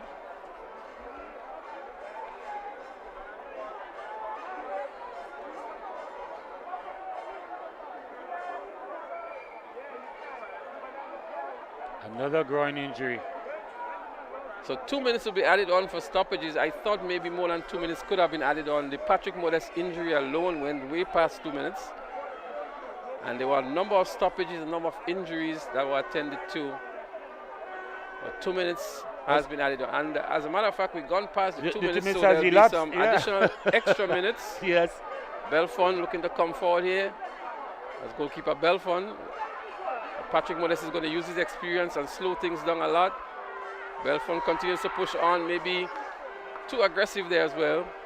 Belfon not paying any respect at all to the referee and receives a yellow card, and now the referee maybe going to give him a red card, but Paradise really losing shape now.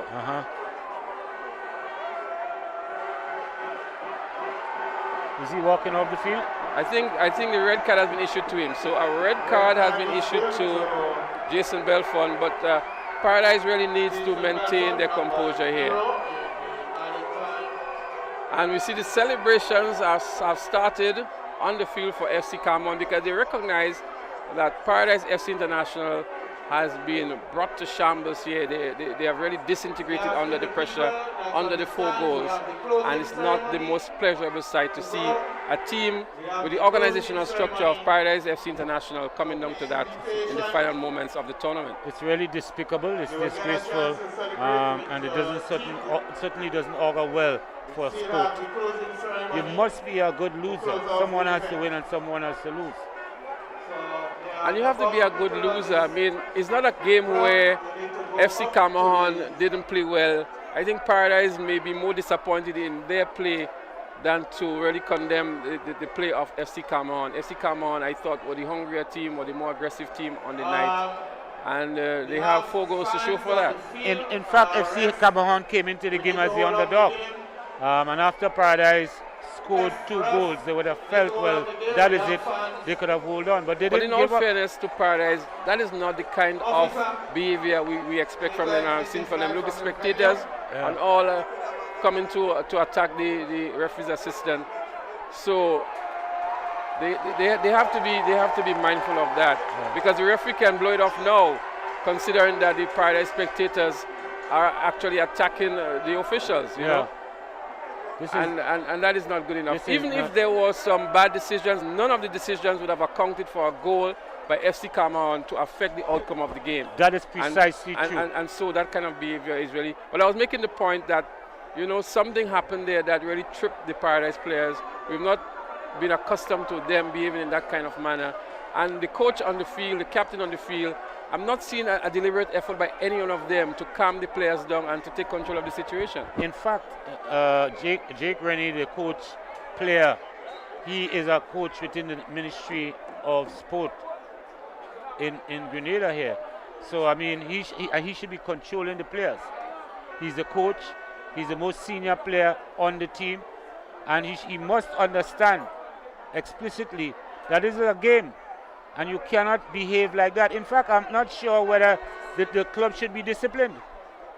There should be some sort of disciplinary, although they may not fall under the purview of the Grenada Football Association, because this is... Another yellow card being issued here. This time it looks like Kwesi Theodore, and he's making those gesticulations too.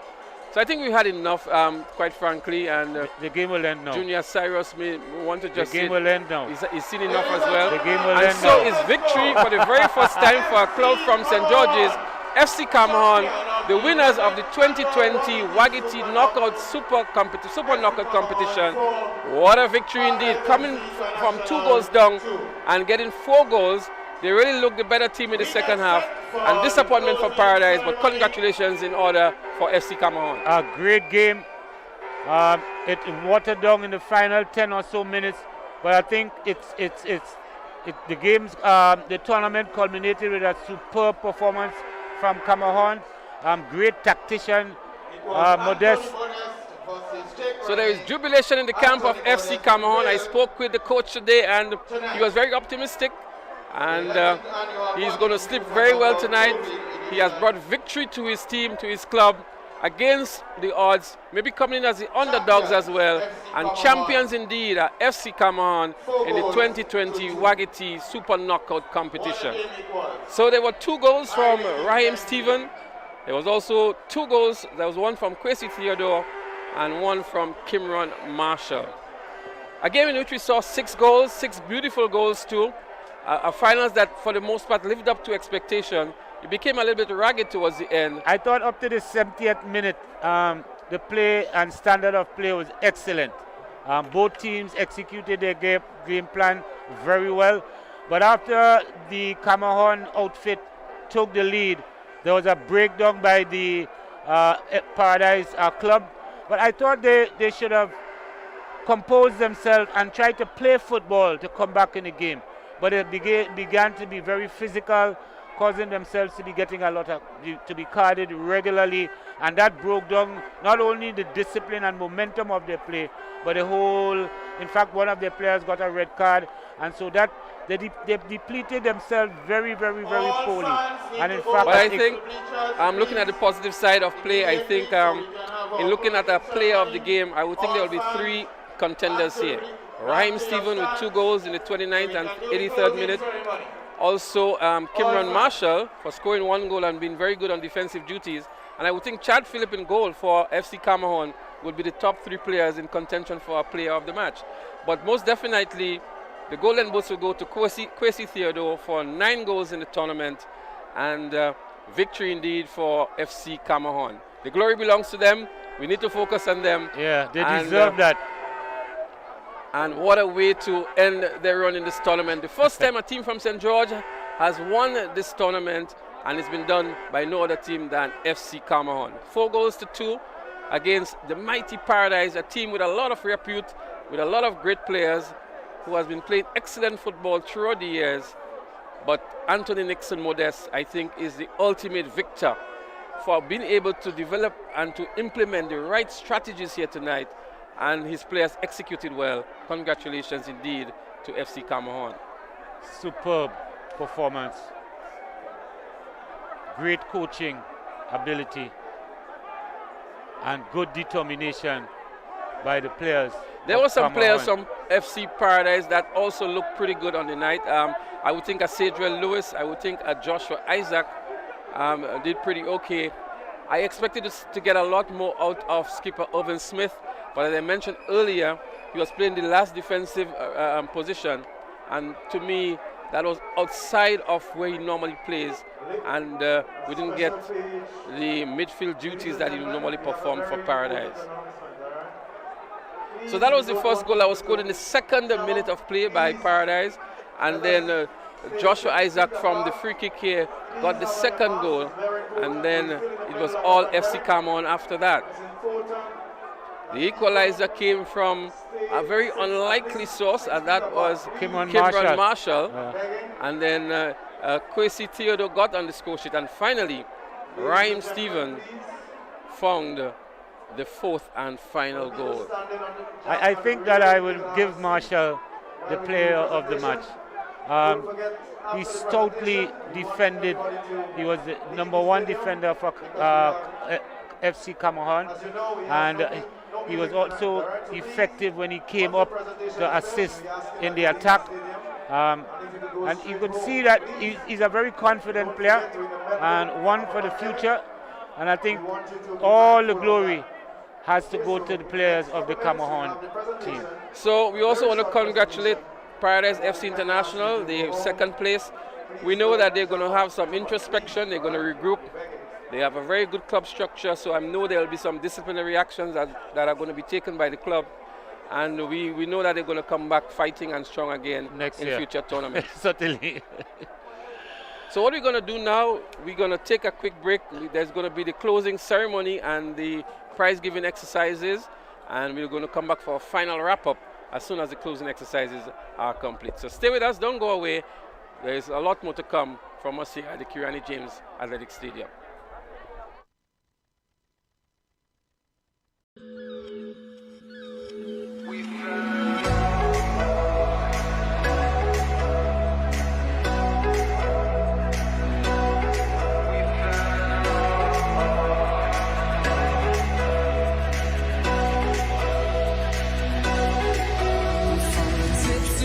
Fingers down to the soles of your feet.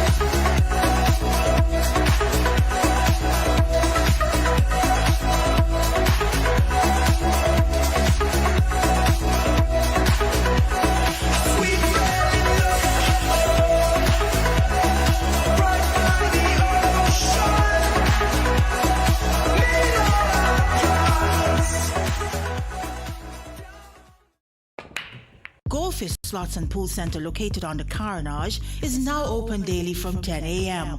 Over 40 of your favorite slot games in a spacious and comfortable atmosphere. We're also open on Sundays from 12 noon, so check us out. Goldfish Slots and Pool Center, where winning is easy. Remember, patrons must adhere to all safety protocols. Stay up to date with all that's happening with the new national party, NNP. Send us a message via text or WhatsApp on 405-8683 with your name, email, and constituency. Stay in the know with NNP. Get updated.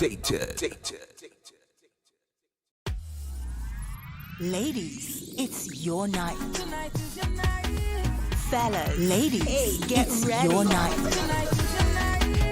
Fellas, hey, get ready. Promotion presents Enchanted. A special Megaforce promotion presents Enchanted. A special All Year's Night all-inclusive event on Thursday, 31st December from 10 p.m. at Roy St. John Plainfield. 2 live bands, Oasis and Solid. Tickets at $100. Available at GoToFed.com or our main office at Bruce Street Mall. A lovely fireworks display starts at midnight. Enchanted, Grenada's most anticipated event. Thursday, 31st December, All Year's Night. Powered by... Are you looking to rent chairs and tables? Then call Waggy T Rentals. We rent tables and chairs for any event. We have 7 different types of chairs: plastic, folding chairs, gray and white, resin white chairs, conference chairs, even Chivari chairs in gold and white. We also rent 6 feet and 8 feet rectangular folding tables, 4 feet and 5 feet round tables, and even cocktail tables. Give us a call at 444-RENT. That's 444-7368. Or visit our office at Frequente Industrial Park, Grand St. George. Are you looking for generators to rent? Then call Waggy T Generator Rentals. We rent a wide range of generators: 3,000, 6,000, 10,000, also 20,000, 50,000, 75,000, 100,000, and 150,000. We are located in building number 6, Frequente Industrial Park, Grand St. George. Or give us a call at 444-RENT. That's 444-7368. Waggy T Generator Rentals. We are Grenada's standby power people. Are you planning an event or looking to rent tents? Then call the tent experts at Waggy T Tent Rentals. We rent tents for all occasions. Tents in different colors, styles, and 25 different sizes, from as little as 10 by 10 to as large as 100 by 40. Call us at 439-TENT. That's 439-8368. Or visit our office at Frequente Industrial Park, Grand St. George. We are Grenada's tent people. It's Waggy T Super Sunday! Super Sunday! Get ready for the event of all events, Super Sunday! The biggest bingo event of the year! And this year, it will be held online on Sunday, December 20th from 6 p.m. You can win $25,000 US! Wow! Yes, US $25,000! Tickets are only $20 US. Available from GoToFed.com or box offices island-wide. and also from our main office at Bruce Street Mall. Super Sunday! Super Sunday! Get your tickets early and join the fun and excitement online. Play! Participating in the 11th annual Waggy Super Knockout, a round of applause.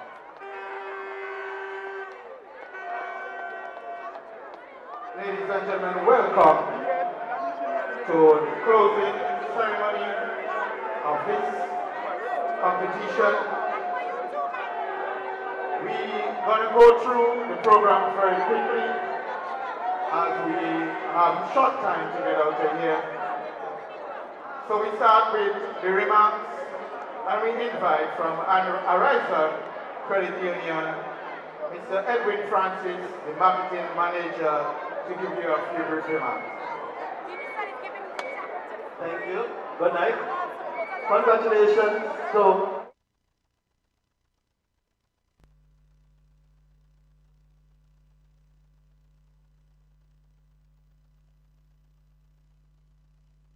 team placing third, Hurricanes. Also, congratulations to Waggy and his team for executing such another tournament, given the current circumstances.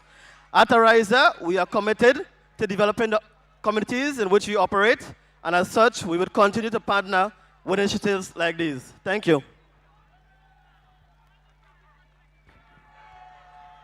Thank you very much, Mr. Francis from Ariza Credit Union. We now invite another sponsor, the Guardian Group, Mr. Ronald Hughes, the General Manager.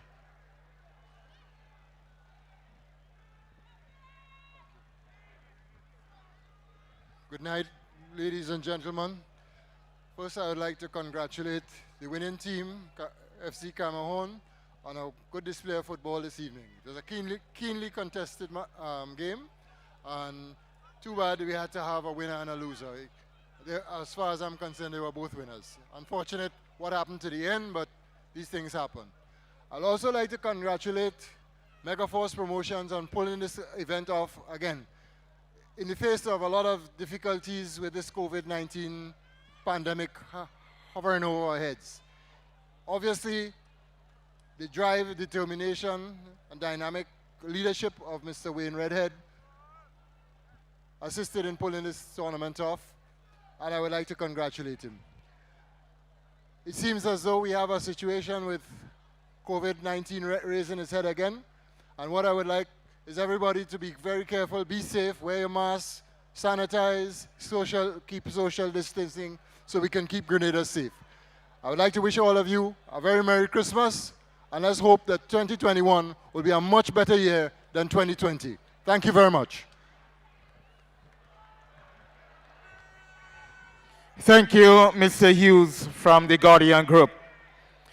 The title sponsor, it's the way we play football at its best. Carib, we invite Mr. Christopher Beard, the sales manager, to give some remarks. Good evening, ladies and gentlemen. On behalf of Carib, I'd like to begin by first congratulating Mr. Waggy T on producing another great tournament, despite all the difficulties with COVID. I'd like to congratulate all the officials for administrating the games in a fair manner. I must also congratulate all the teams, not only for their performances, but also for the displays of skill, especially tonight. What a great game that was. And let's not forget you, the supporters, for coming out every week to support your team. Well done to you. And finally, I'd like to congratulate the winners tonight, FC Cameroon. Great game, really a great game tonight. Carib is proud to have been a key sponsor of the Waggy Super Knockout Tournament since its inception 11 years ago. And Carib will continue its sponsorship of the Waggy Super Knockout Football Tournament. Because, ladies and gentlemen, it's the way we play. Have a safe night, be safe. Good night.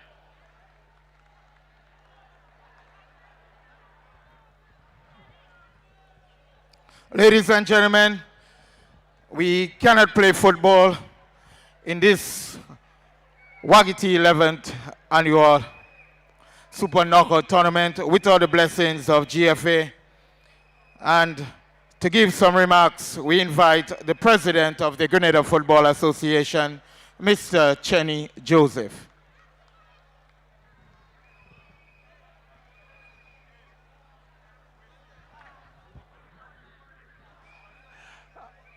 A pleasant good evening to Waggy, sponsors of Waggy Super Knockout, you the fans who came out over the last 6 or 7 weeks.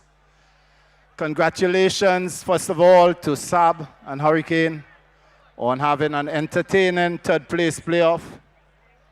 Also, congratulations to Paradise being the beaten finalists.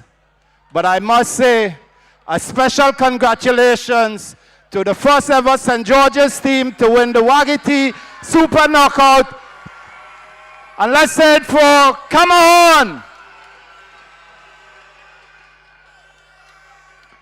It was indeed a great final, highly competitive, I don't recall any of the 11 or the 10 previous tournaments whereby a team was down 2 and then came back and be crowned champion. So we must give it again for the guys from the Cameron FC. I'll be very brief, but I just want to say, as the organizers did say, we want to be around in 2021, and therefore we must adhere to every protocol established by the COVID committee. I want to see you around when Grenada is playing in March in the FIFA World Cup qualifiers. I want to see you around in June when Grenada will be playing in the FIFA World Cup qualifiers. And I also want to see you around when we play in our 3rd episode of the Gold Cup, CONCACAF Gold Cup. Ladies and gentlemen, Grenada is on the rise. Grenada football is on the rise. And you, the fans, have been doing a great job in supporting us. I want to say thank you and God bless everyone. Thank you once more, Mr. Waggy and organizers. Thank you, Mr. Joseph. It has been 11 years of the Waggy Super Knockout, and at the helm is no other than Mr. Wayne Waggy Redhead, the Managing Director of Megaforce Promotions. Amidst the doubts, he was able to pull off this tournament this year within the protocols of COVID. We invite Mr. Redhead to give his remarks.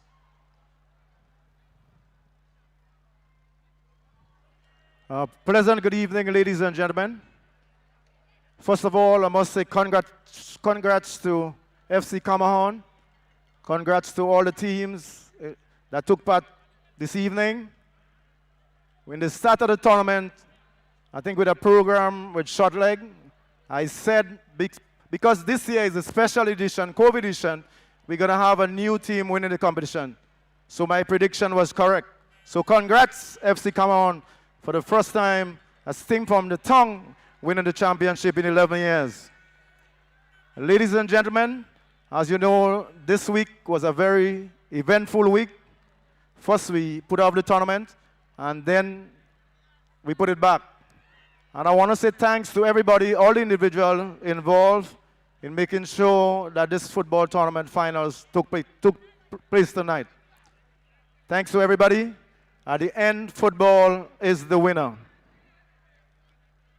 Before I started the tournament, it was difficult this year because you know COVID-19. But when I look at the young people, the amount of young people that are playing football, I had no other choice but to do football this year. And I'm happy that I did. And this year is one of the better years of the tournament. And I want to say special thanks to the team, special thanks to the managers, the coaches, the players. And this year we have a coordinator for the very first time, Bruce Swan. I want to say a special thank you for a job well done. Thank you, Bruce, and look forward to working with you in the future. Also, there is a lot of football playing this year. As you know, today we had the Ladies' Cup down at Montrouge. The GFA Cup is also taking place right now. Next year, on the 20th of March, we'll have the PO Grenada Cup, the 4th edition. Then they have the Premier League, and after that, the 16th of October 2021, you will see the 12th edition of the Waggy Super Knockout. Once again, ladies and gentlemen, we're still in a pandemic. I just a while ago announced that this is serious. In the morning, you're going to hear the breaking news. It's very important from here. You go straight home, don't jam. I keep saying, and like nobody's listening. I guess from tomorrow you will listen. If you're not listening tonight, it's very important. The COVID situation in Grenada changed. Please remember to wear your mask. Stay 6 feet apart. Wash your hands, sanitize, and observe all the protocols by the COVID-19. Ladies and gentlemen, I must say a special thank you to an outstanding gentleman, Mr. Kelton Worm, in the medical field. And at this moment, at this time, I want to recognize Mr. Warm for his outstanding performance in the medical field. Ladies and gentlemen, let's hear it for Mr. Kelton Warm.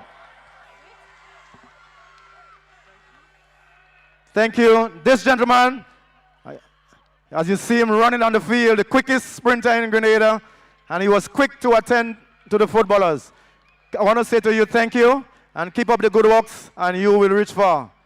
Keep up the good works. You have a passion for it, and you will definitely reach far. Take care. Have a good evening. Thank you. Ladies and gentlemen, I want to say a special thanks to all our partners, our sponsors.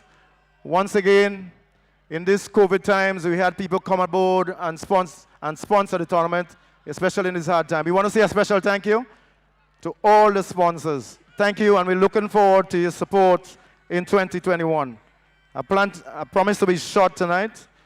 So, ladies and gentlemen, I want to see you next year on the 16th of October for the 12th edition of the Waggy Tea Cup 2021. Thank you, and enjoy the rest of the night. Take care.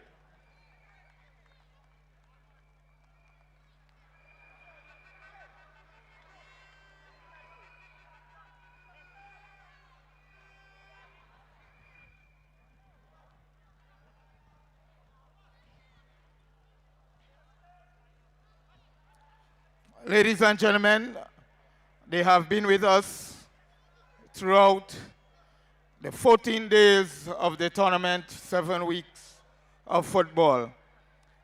To show appreciation to the ball boys who retrieve the balls on a nightly basis, we invite Mr. Dwayne Adonis, Marketing Manager, Boss FM, to hand out tokens of appreciation to the ball boys.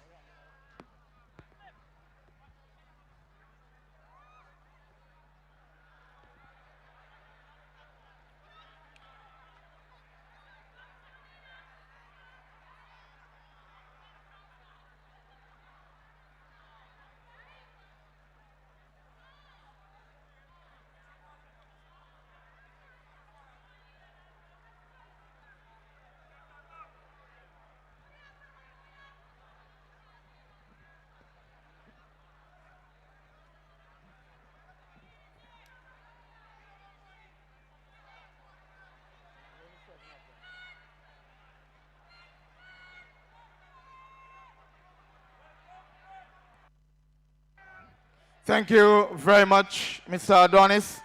We move on to individual awards. The referees are not out here, so we'll skip this for now. The individual awards, Pegs Enterprises, Most Outstanding Youth Player.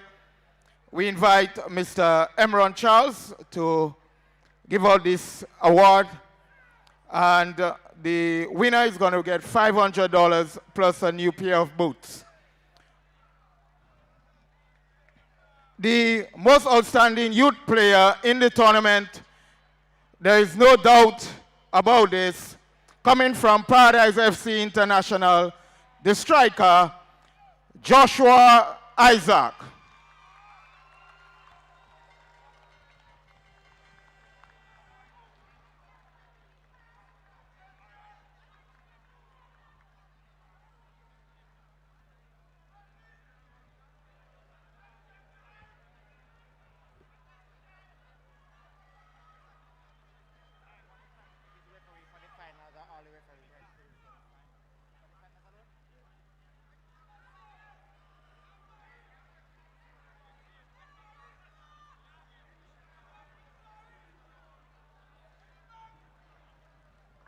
The next award, individual award, goes to the most outstanding defender in the tournament. And we invite Ms. Keville Sylvester, General Manager of CTEC Service Center, to hand out this award. It's $1,500 plus the trophy. This player was very consistent in his game, another young player. He was certainly missed today. He comes from Paradise FC International, Dorel Pierre, most outstanding defender, $1,500 plus the trophy.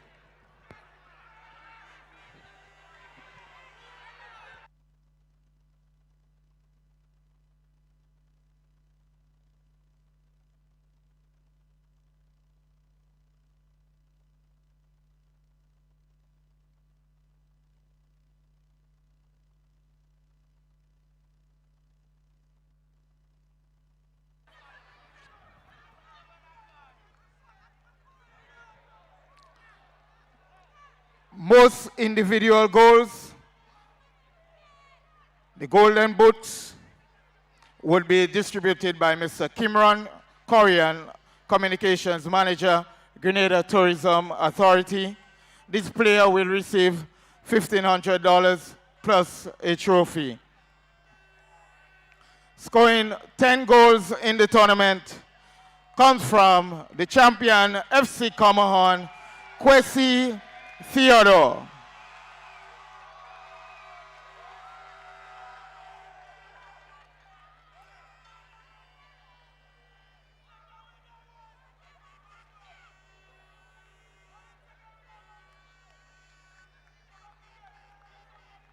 We now move to the most valuable player of the tournament. Player would receive $2,000, a trophy, 1 case of Poaid, and merchandise from Grenada Bottling Company Limited. This award will be presented by Mr. Nigel Hippolyte from Steele's Auto Supplies. The player, the most valuable player of the tournament, and comes from FC Comahon. He scored the most goals. It's no other than Kwesi Theodore. He was the most valuable player for his team, definitely.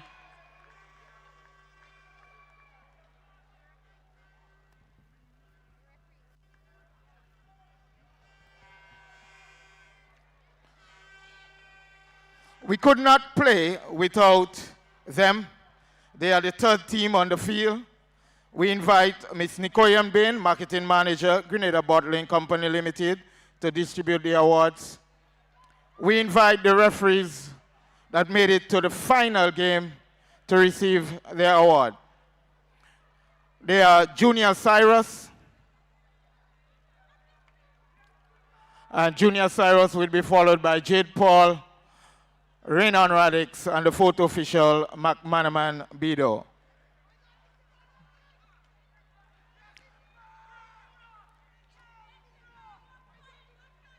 Please note that these officials are all past the FIFA fitness test and are on their way to becoming FIFA officials. We look forward to them getting the badge.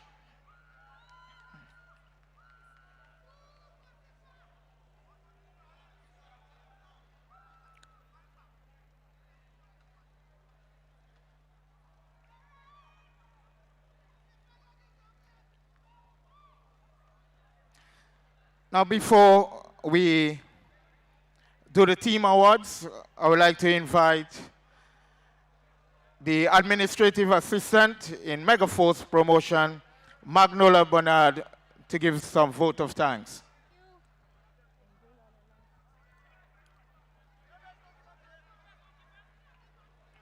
Thank you, Mr. Chairman.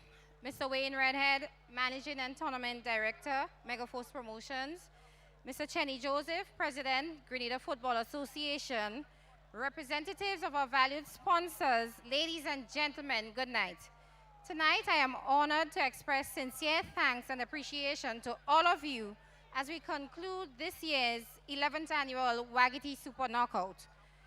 It is no secret that putting on the tournament amid the COVID-19 pandemic brought many challenges, but with the cooperation and support of all stakeholders, we have successfully come to the end.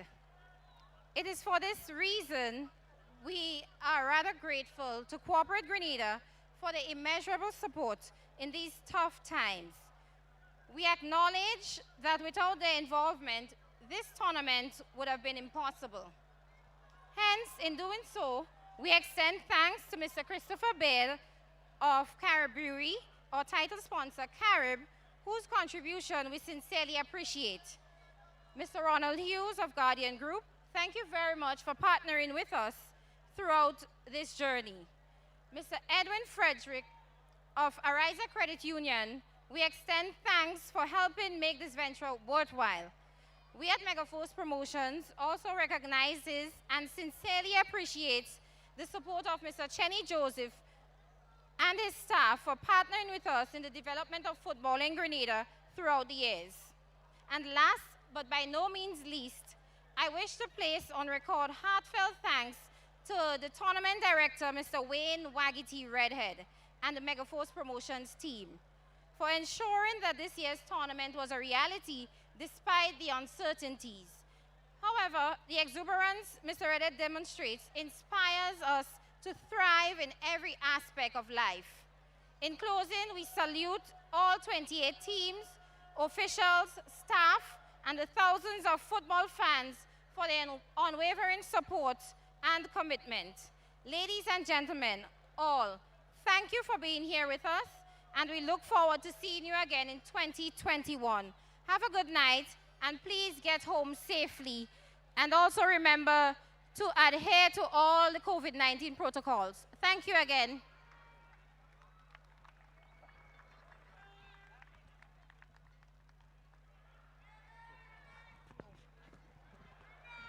Ladies and gentlemen, we move on to the team awards, but we want to say that Megaforce Promotion would like to wish Ronaldo Joseph a speedy recovery as he sustained an injury here in this tournament, and Megaforce Promotion wish you all the best and a speedy recovery. The fourth place team, $3,000 plus medals and trophies. 25 case Star Malt duffel bags from Caribbean, plus a case of Poid from Grenada Bottling Company. We invite to present the award Mr. Edwin Francis, Marketing Manager from Ariza Credit Union.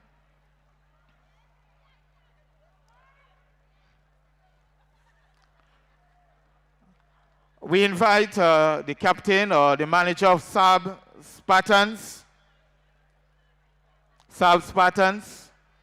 fourth place team.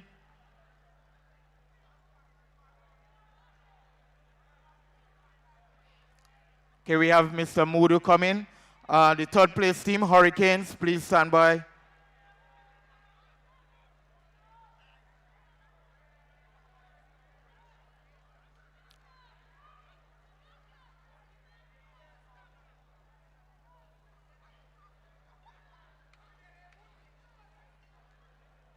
In front, man.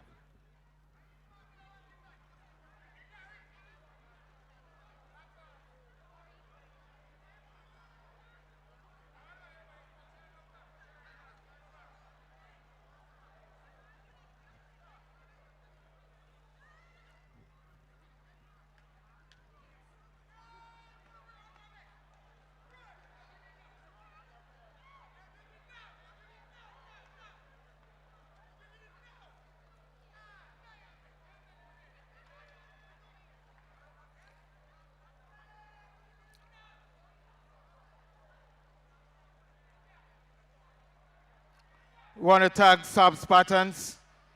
It was the first time making it out of the first round, and here tonight they competed for the third place. Didn't make it, but went away with $3,000.